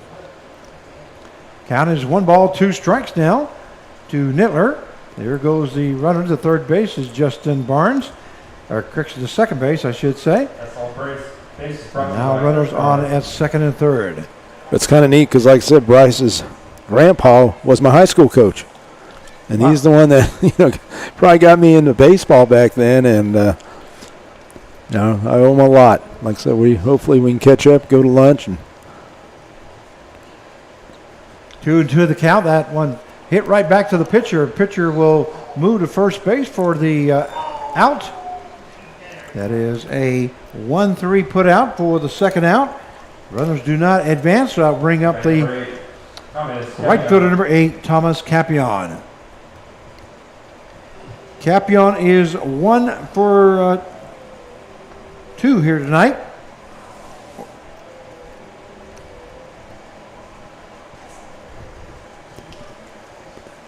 What is it? then if we need to, Yep. yeah. Window up. We're getting a reflection there. See Jake Gibbs right there, putting the window up in the camera. I know everybody wants to see Jake. There you go, Jake. Thank you. That ball gets away from the catcher. Another run will score. That makes it 9-0. And runner advances to third base on the play will be Barnes. Scoring from third base was Corey Mason.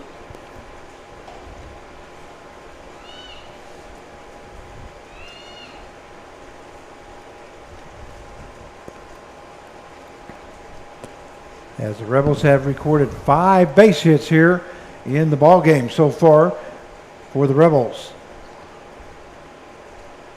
And here's the pitch. That one is fouled off there by Thomas Capion. And the count will go to 1 strike. 1 down here. Correction, there should be 2 down.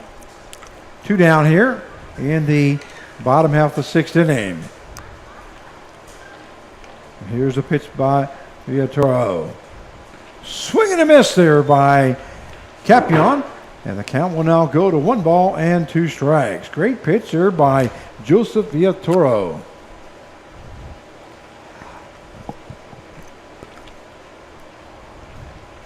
Want to know if there's anybody still watching out there. If you do, just send us a comment. And we'll announce your name. Here's the pitch by Villatoro. That one fouled off by Capion as the count stays at 1 strikes. And I get to see Thomas, like I say, he's still working on his approach. He works hard. I mean, worked with him in the cage last week and working on not collapsing that backside.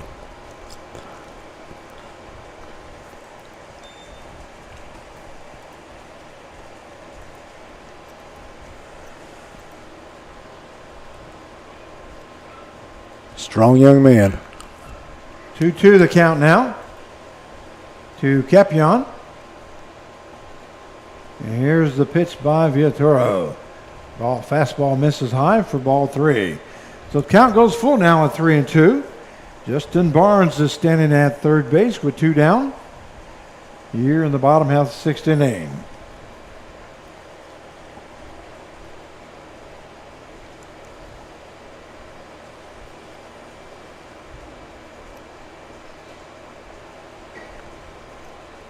Swing and a miss there by Capion. He goes down swinging for out number 3. And that is the For 2 runs on 2 hits and 1 runner left on base. third strikeout recorded by, or correction, that's first strikeout recorded by Villatoro. So the bottom half of the 6th inning for the Rebels, they scored 2 runs on 2 hits, no errors, and 1 left on base. At the end of 6 innings of play, it is the Newton Rebels 9 and the Wichita Vipers 0, and we'll be right back.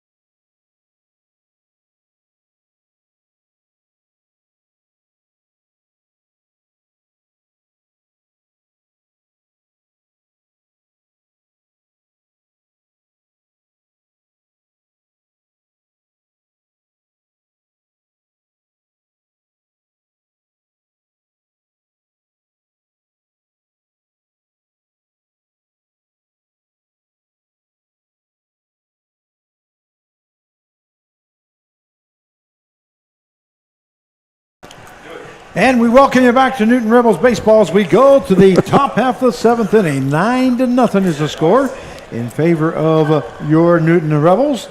And due up here in the top half of the seventh inning for the Vipers, it should be the third baseman now. Switching them around. Mason Dean. Yeah, Mason Dean now playing third base. He'll be up, and then be followed by Swift and Brown. Here's Mason the pitch. That first pitch misses outside for ball one. Let me get you to the top half of the seventh inning. We know Mason Dean's from Spearville, outside of Dodge City. That's right. And Carson Jacobs in his seventh inning of work. And that will take the count to 2 balls, no strikes. Looks like Coach Brett Clark is trying to get as much as he can out of his pitchers. That ball hit to the shortstop. Hannah goes to first for out number 1. So a 6-3 put out for the first out here in the top half of the seventh inning. Hannah just looks like an infielder, doesn't he? I mean, he just looks like he can play probably any position, and just a great athlete, and just nice, easy throw over there. Brings up the number 2 there, Jackson Swift. Let me see where he's playing at now. 6'1", 195 from Halstead High School. He's playing right field now. That ball hit the second baseman, almost. and great job there by Jurgensen. They gave an error. Error, okay. And it's going to be an error on Jurgensen. It's a tough play. Jackson Swift now will be in right field, and he's on at first base with 1 down. That will bring up the looks like shortstop, number 6, Jaron Brown, and I think he moved to second base. Let me see real quick. Yes, he did. He moved to second base. So let me mark him off at second base now. Runner on at first base with 1 down here in the top half of the seventh inning.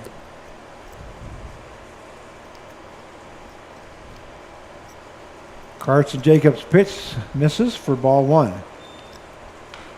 This count is 1 ball, no strikes now to Jackson Swift. Here in the top half of the seventh inning, 9-0 is the score in favor of your Newton Rebels. Is that Brown or? Yeah, it's Brown. Oh, is it Brown? I'm sorry. Yeah.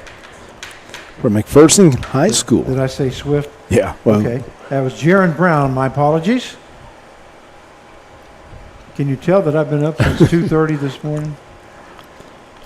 Swing and a miss there by. should I ask you on Brown. the air what you were doing at 2:30 in the morning? Well, I'm going to be honest with you. I was working on this production truck, trying to get the starting lineups to show up, and I did that, and also got the. We'll be right back. We're getting it little by little, Frank, aren't We're we? getting it little by little. Even though you're losing your sleep. Well, I did finally get back to bed about 5 o'clock, but then Didn't play golf? then I got up at 6:30 because I got to be at the golf course by 7:30, 7:45. Since I'm the guy that takes all the names up there for our men's club and collects the money, puts the teams together. Counted 3 balls, 1 strike, and then got done playing golf. It rained all morning long on us. We normally tee off at 9:45. We didn't get a chance to tee off until about 10:30, and I was in the last group, so it was almost 10:45 by the time I teed off, and then we got done at 3 o'clock. Here's the pitch. Fastball in there for a call strike. As the count goes to 3-2 now. Yeah, you definitely had a full day, Frank. And Well, then got home and took a shower and left the house at 4:30. Had an appointment at 4:30 and didn't make it. well, we're glad you're here. I Like I got said, stranded at 4:30, so I got up for nothing, I guess. But I did make it here to the ballpark in time. Yep, looks like this might be it, Frank. Okay, There's Coach Clark taking that long walk out there. another walk given up by This time by Jacobs. Just signal. Let's see who it is. 3. That's 416323. You just won $21. Meet Mariah below the press box to claim your prize. Yeah, they just gave away some money. Wow. Yeah, Where was 50-50. Yeah. 50-50. And we do that at every ball game here. And that's going to be it for Carson Jacobs as he goes 6 1/3 innings. Yeah, that was great. That was good to see that. Like I said, especially early in the game, he just dominated. And he only gave up, he's given up no hits. Yeah, I was going to say that's No pretty runners, good. no hits. And there is runners on at first and second that will be charged to him in case they do score. And coming in to pitch for the Newton Rebels, you're going to have to tell me who that is, please. Yeah. That's 17 or? Yep, that is. Let's see. Well, who is it? That is Brady Kreitzer. Brady Kreitzer now coming in to pitch. He's a right-handed thrower, From Fort 5'9", Hays. 175 pounder from Fort Hays State University, and he's out of Hays, Kansas. Yeah, he's in one of the new players that we picked up here, Frank, to help out with the pitching staff. So we get to see him for the first time. So Brady Kreitzer, Kreutzer, and had some Kreitzers in Valley Center. Not sure if there's any family of related to them or not. Frank, one thing I want to talk about on the Carson Jacobs. I mean, what was amazing, if you look at his line there, I mean, he did not walk anybody until, was it the 6th inning? Or That's correct. He walked 2 batters in the 6th inning, and then he walked 1 batter in the 7th. So he did have 3 base on balls. But I mean, Here late. for him, the next time, his next outing, whatever, to keep growing on that. And this summer, I'm pretty excited about the month of July for him.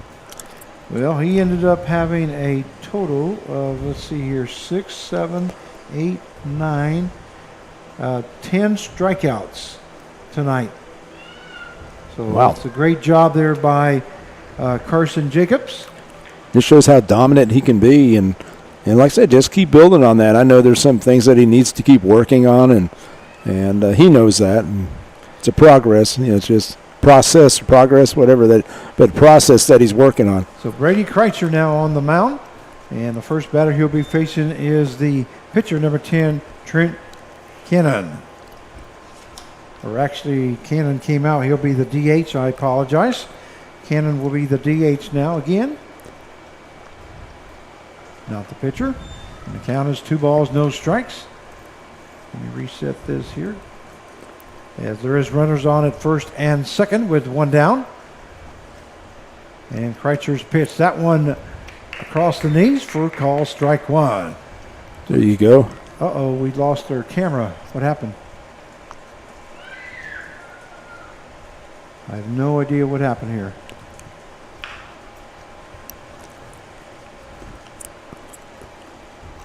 Oh, that's another double play. What was it? Yeah, it's foul ball. Okay. I have no idea what's going on here. We lost it. Jake, I can't do nothing over here. I tell you what we're going to do. We're going to stop it and then continue it.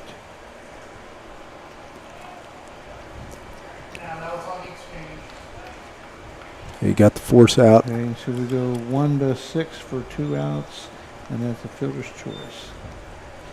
I don't know why we're. Let me try to. You stop it, or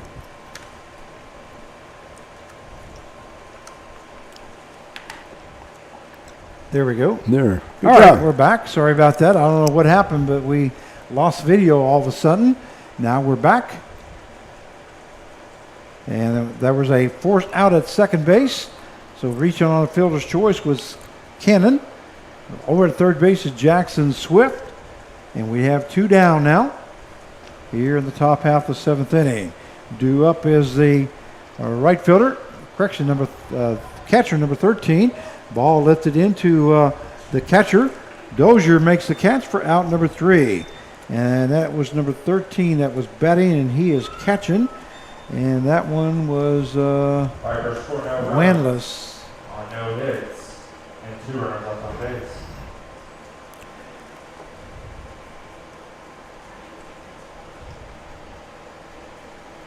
So the top half of the 7th inning for the Wichita Vipers, they scored no runs on no hits, 1 error, and 2 left on base. At the end of 6.5, it is the Newton Rebels 9 and the Wichita Vipers 0, and we'll be right back.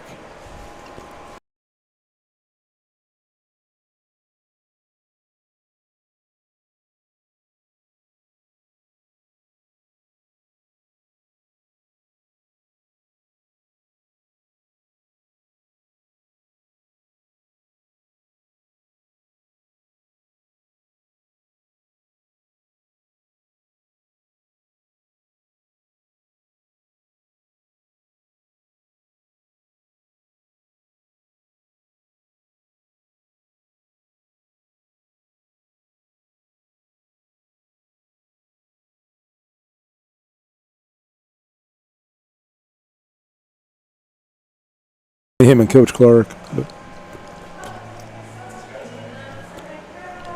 Mason Dean. Mason Dean. Now pitching number 9, Mason Dean.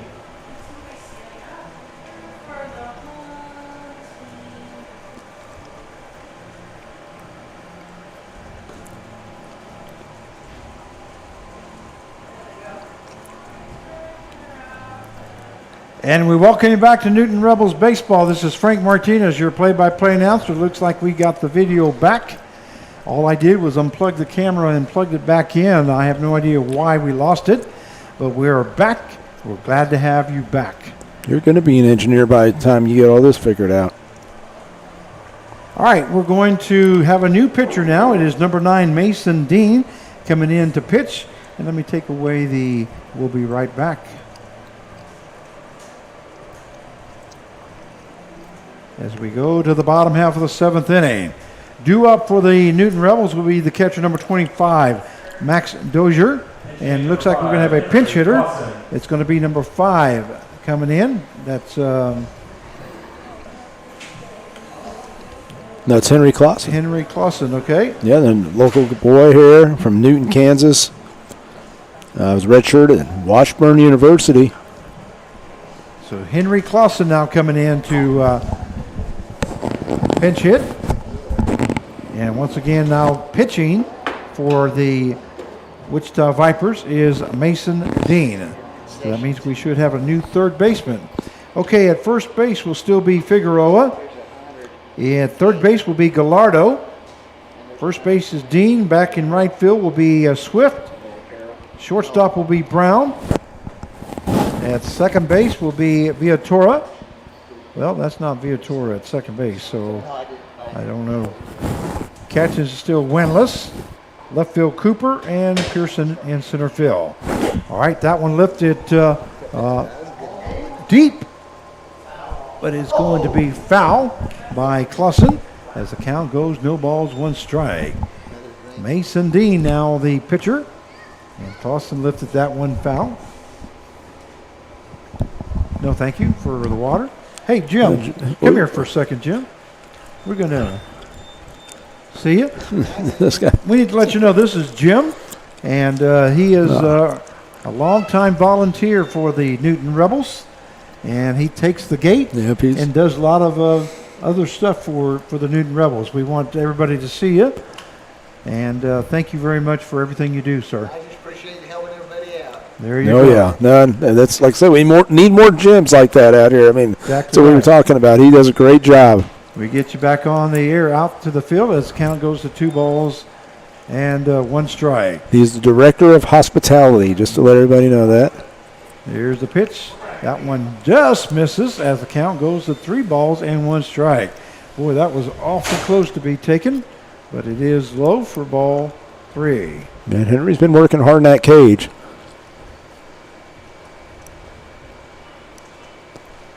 Draws a walk, those. And that one is ball 4. So we have a walk there to Henry Dozier. Will be on for the first time here. here in the 7th inning. That will bring up the left fielder, number 10, Ricky Hockett. Ricky Hockett. I mean, quite an athlete from Plainville, Kansas. 5'10", 185, Friends University. He'll play outfield for him, and he'll also pitch for him. And he is a junior. Hockett comes in batting 154. That one's fouled off there by Hockett as the count goes to no balls, 1 strike. Hockett has only appeared in 6 ball games here for the Rebels. Has been up the bat 13 times, has 2 hits, and scored 3 runs. He's been doing a lot of pitching for us this year. Yeah. Oh, yeah. He's one of our top consistent pitchers. That one fouled off, or correction, actually missed and throw down to first base as the count goes no balls, 2 strikes.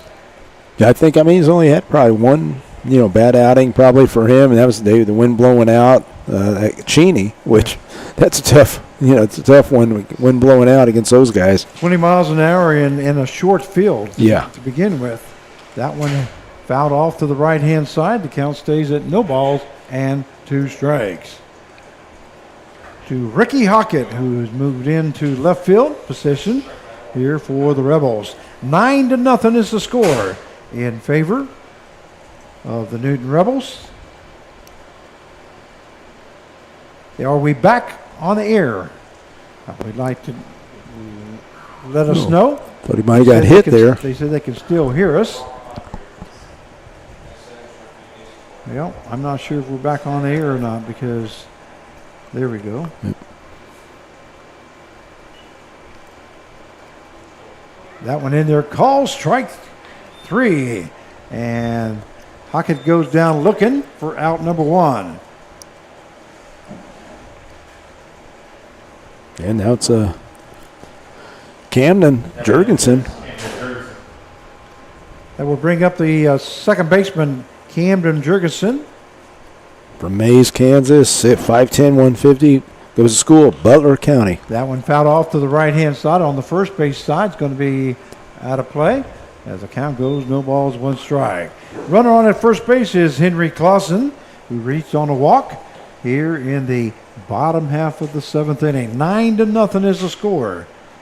And let's see whether anybody can see us yet or not. Looks like we're back live. That one way high as that evens up the count now at 1 ball, 1 strike. Yeah, we're just going to have to find out, on this. Yeah, I guess ask Andrew. Let's see what. Well, Need a direct line to him. and here's the pitch. That one misses outside as the count goes 2 balls, 1 strike. Tell you, Dean's doing a good job right there. Just right around to having a good off-speed pitch, having good command out there on the mound.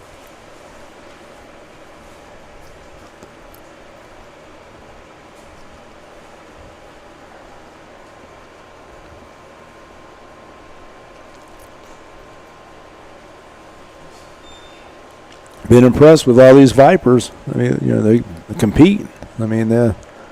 Coach Jenkins does a great job with them.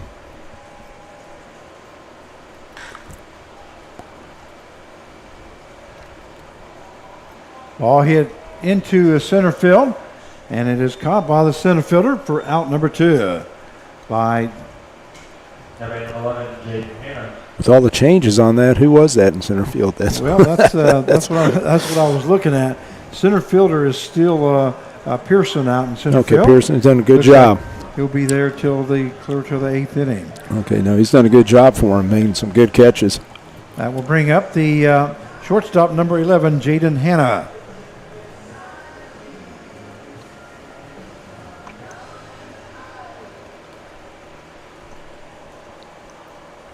Hannah's had a good, great on-base game, getting on 3 times there with 2 hit by batter and hit by pitch, and then a base hit.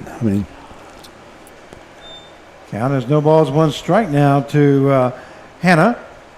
On at first base is Clausen, 2 down here in the bottom half of the 7th inning. 9-0 is the score in favor of the Newton Rebels. Hannah's definitely the kind of guy, Frank, like you were talking about, you want on your team and everything, but he's kind of guy that if you're opposing him, you do not want him on the bases. I think he just, creates havoc. He's definitely a hustler. Yep. Oh, Mighty Mouse. There goes the runner to second base is Clausen.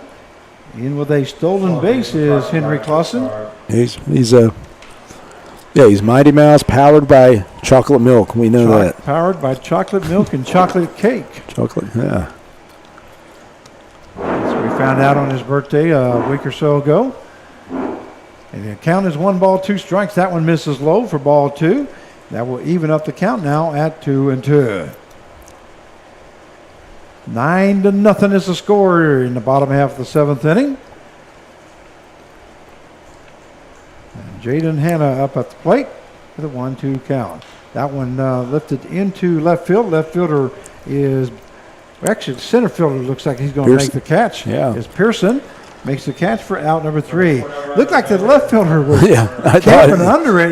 He might have lost it. He must have lost it because he never was anywhere close to it. So that is the third out of the inning. At bottom half of the 7th inning, they scored no runs on no hits, no errors, and 1 left on base. At the end of 7, 9-0 the score in favor of the Newton Rebels. And we'll be right back.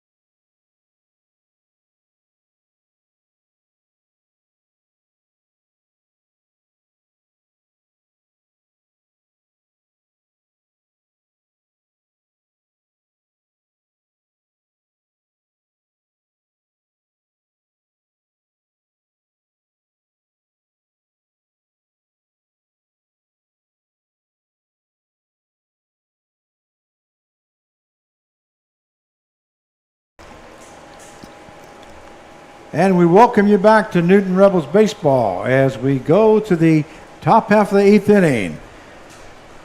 Brady Kreitzer now on the mound, as this is his second inning of work as he came in and pitched 2/3 of an inning in the 7th inning.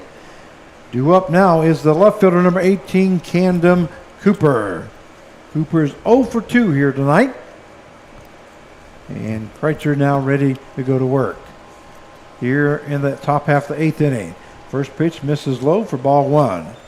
I was going to ask old Bob Brotman down there how the weather is, down in my old hometown there. If I heard a lot of rain, so I just want to see how's the rivers down there.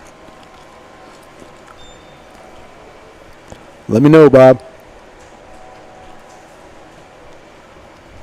Been pretty impressed, though. I mean, he came across or come here throwing some strikes. That ball lifted into left field. Left fielder makes the catch for out number 1.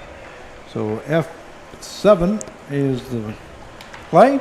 And we have 1 down now here in the top half of the 8th inning. That will bring up the center fielder number 15, Colin Pearson. I've been impressed with Pearson in the outfield out there. He's all over the field out there running around making some catches. He's definitely covered a lot of ground out there. And he's going to be a senior next year. At where at? McPherson High School. McPherson High School. They always have good players. Here's the pitch to Pearson. That one misses low for ball 1. So 1 ball, no strike now to Pearson. 1 down here in the top half of the 8th inning. 9-0 the score in favor of Newton. Here's the pitch. That one misses high for ball 2. So 2 balls, no strikes as Brady Kreitzer now on the mound for the Newton Rebels. And here's the pitch. That one in there for call strike 1 as that count now goes to 2-1. I like that, how Brady gets Kreitzer. He's right up there, ready to go. That one hit him? Or ball 4? I think it's ball 4. Ball 4, okay. I must have missed one pitch there. So Pearson is on with a walk. That will bring up the first baseman number 8, Isaiah Figueroa. Isaiah from May South. Ball lifted into center field. Center fielder makes the catch for out number 2. So we have 2 down now. Oscar Gallardo. That will bring up the third baseman number 0, Oscar Gallardo. Gallardo now up as he's 0 for 3 here tonight, here in the ball game. Gallardo from Bishop Carroll, a school I know well. All 3 of my daughters went there, so it's Gallardo played third base this last inning. He's going to move into shortstop here in the bottom half of the 8th inning. Runner advances to second base is Pearson with a stolen base.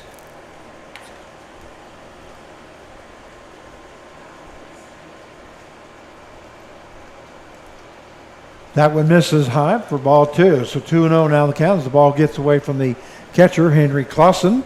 But he's able to chase it down before Pearson moves to third. We do have 2 down here now in the top half of the 8th inning. And here is the pitch. That one misses high for ball 3. So 3 balls, no strike now by Kreitzer. one answer Bob Brotman out there. I'm from Arkansas City. He's asking which hometown. So That one in there for call strike as the count now goes to 3 balls and 1 strike. I guess you're right, because I grew up in Ark City and went to high school and JUCO there, Cali County, but then been in Wichita since then. That one lifted foul along the first base side. And the count will go full now at 3-2. That one lands in the bleachers. What do you consider your hometown, Frank? I mean, My hometown, yeah. well, I consider Wichita my hometown. That one hit to the right-hand side. Right fielder moving in. Should get under it. Makes the catch for out number 3. So Vipers score no runs. top half of the 8th inning for the Vipers. They score no runs on no hits, no errors, and 1 left on base. At the end of 7.5, it is the Rebels 9 and the Vipers 0. And we'll be right back.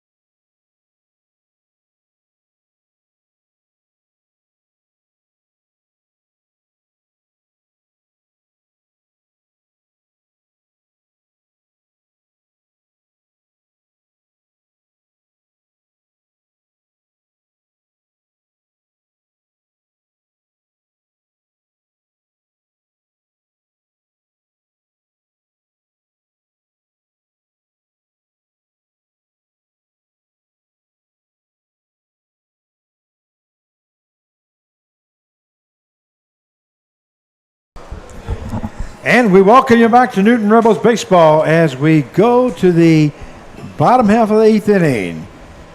Due up for the Newton Rebels will be the first baseman number 3, Corey Mason. And looks like we have a new pitcher now. It's number 2.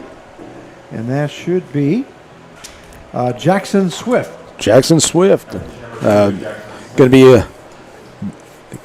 a senior next year, but he 6'1", 195, righty, infield, first base, right-handed pitcher, and he's from right down the road, Halstead High School. By the way, I forgot to mention the pitching change is sponsored by Ray Roofing.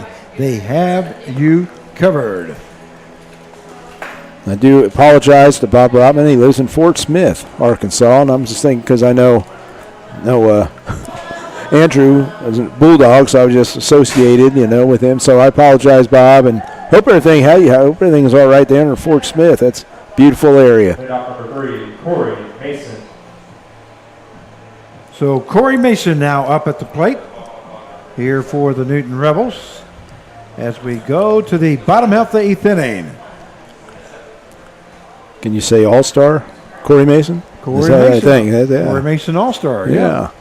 We got Corey Mason, Andrew Brotman, Nolan Riley, And Zach. Zach Gillick. And Gillick, once again, the strikeout leader. That one hit hard there by No. Corey Mason. That one may be off the wall, and it is. It's going to be in for extra bases, and that is the second double by Corey Mason here in the ball game. And he's been on fire. If you remember, what was it, 8 straight appearances? He was on, 8 straight plate appearances. He got on base or something during the Cheney series, I believe.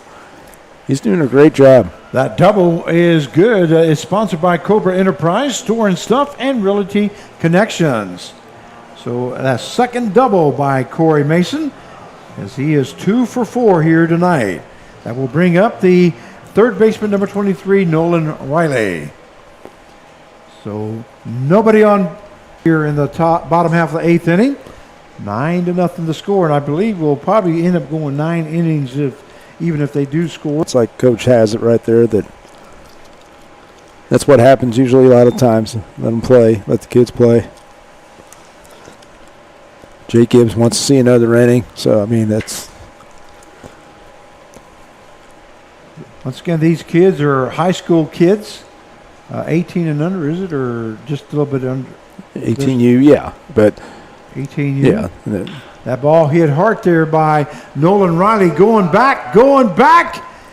And that's going to be off the wall by Riley. That's going to be another double, extra bases, and another run will score. And that will take the score to 10. And that is the 7th. Are they calling it? Yes, they are. They are going to call it. That's going to be it. As the score was 10-0 in favor of the Newton Rebels. And we are going to, once again, we will be seeing the same team card Right. on Wednesday. And they just had a bad first inning. Well, and you know. and like I said, a lot of Carson Jacobs. I mean, Carson Jacobs was on. I mean, he was on right there, and he was coming. He had his fastball going. He started having his off speed, and he had his confidence going. Frank, I mean, he was just in command that whole 6 innings, 6 1/3, I believe you said, and that was good to see because I know he can build on that, but. Yeah, these guys, the Vipers, they're like I said, you have to try out. You can't, not anybody can be. And you might say, well, they're a high school team, but they're pretty good. I mean, they had some good athletes. Well, the Viper team, not only that, but the team that we're going to be facing tomorrow, the 3-1-6 elite teams, they have a great program. Oh, yeah. From all the way down to high school. And we always see those teams in the NBC World Series. Right, yeah. They're always in it, and they'll be in it again, I'm sure. But the thing is, those guys, great coaches, they got great, players, and they can select guys. It's like we were talking about, back when we played, we didn't have a showcase teams. So this is a select team. You have to try out. You have to be pretty good to do this, and we'll see a good contest tomorrow. We definitely will. Our player of the game, we've chosen Carson Jacobs as he went 6 1/3 innings. Gave up no runs, no hits. He only walked 3, and those 3 walks were in the last 2 innings. And then he struck out a total of 10 batters here this evening. Yeah, he's making his way up here. But, I was going to say that's what we need from the pitchers, just to step up. And I'll tell you, you remember the plays by Nolan Riley? Yeah. I mean, and that's because your defense is into it. And I hate to say it, but, pitchers just use your defense. In other words, throw to contact, go ahead and, let guys hit the ball sometimes. Don't try to strike everybody out. Don't overthrow. And I think that's a big problem with a lot of pitchers. Well, no, Carson Jacobs definitely had great tempo the first 5 or 6 innings, and then he kind of lost tempo a little bit and gave up all those walks in the last 2 innings. So we do have Carson Jacobs that's coming up. Okay. Before we do get there, we'd like to thank all our sponsors. The Play at the Plate is sponsored by the Colonel Tim Mahler family in honor of the Kansas National Guard. Your home team always ready, always there. Any double plays, which we had 2 tonight, and both of them were turned in by Nolan Riley. Those double plays are sponsored by the team of Peyton and Paul, attorneys at law, working for you. Pitching changes, which we had one, is sponsored by Ray Roofing. They have you covered. Doubles, which we had about 3 or 4 doubles tonight, are sponsored by Cobra Enterprise Store and Stuff and Realty Connections. Home runs, we had none, are sponsored by the John Odeman family, proud friends of the Newton Rebels. And then the great plays on the field, which we had a couple by Nolan Riley at third base, and the player of the game sponsored by Carl Hodges and family. The Rebels tradition continues since the year 2000. Well, we have our player of the game, Carson Jacobs. Congratulations for being player of the game tonight. You went 6 1/3 innings, gave up no hits, no runs. You had a total of 10 strikeouts, and you didn't walk anybody until the last 2 innings, where you end up walking 3. Yeah, I started going back to normal here in later innings. So, Well, what happened was it seemed like the first 5 or 6 innings you had some great tempo out there. You had great rhythm on your delivery, and you were throwing strikes. You were right across the plate or in that area, and of course, like with those 10 strikeouts, you really set the tone with those strikeouts, as you had a total of 7 in the first 9 in the first 4 innings, I should say. So that's really great, and no hits, of course, here tonight. But your tempo was really great. And it was good to see you right around the plate area tonight. And then, of course, with those 5 runs scored in the first inning, that kind of relaxes you a little bit, doesn't it? yeah, it does. Hitters did great tonight. You know, I had my buddy out here. He came in the 6th, 5th, or something like that, and he threw a good game too. So couldn't done it without him. And Max behind the plate, he did great. Okay, Max Dozier at home plate working with you, and then you're talking about Brady Kreitzer? Yes, sir. Okay. Well, they both did a good job here tonight, but the defense worked, the offense worked for you, and it was good to see that you were the player of the game here tonight. Before we get going, we need to make sure that we get all those 5 questions asked that we ask all the players, and that is, who your parents are. My mom is Mary Jacobs, and my dad is Thomas Jacobs. Okay, you want to say hi to him out there? Hi. All right, and then your siblings. Ashley, Rachel, and Casey. Okay, and then what college you go to? Newman University. And then your favorite player. By far, Andrew McCutcheon. Okay, and then the last question that we ask everybody, and that is, who you would like to spend 5 minutes with, anybody in this whole world. Jordan Belfort. Okay, and the reason? Because, you know, he gave me a pretty good pep talk on how to make money and just to get me energized for the next game.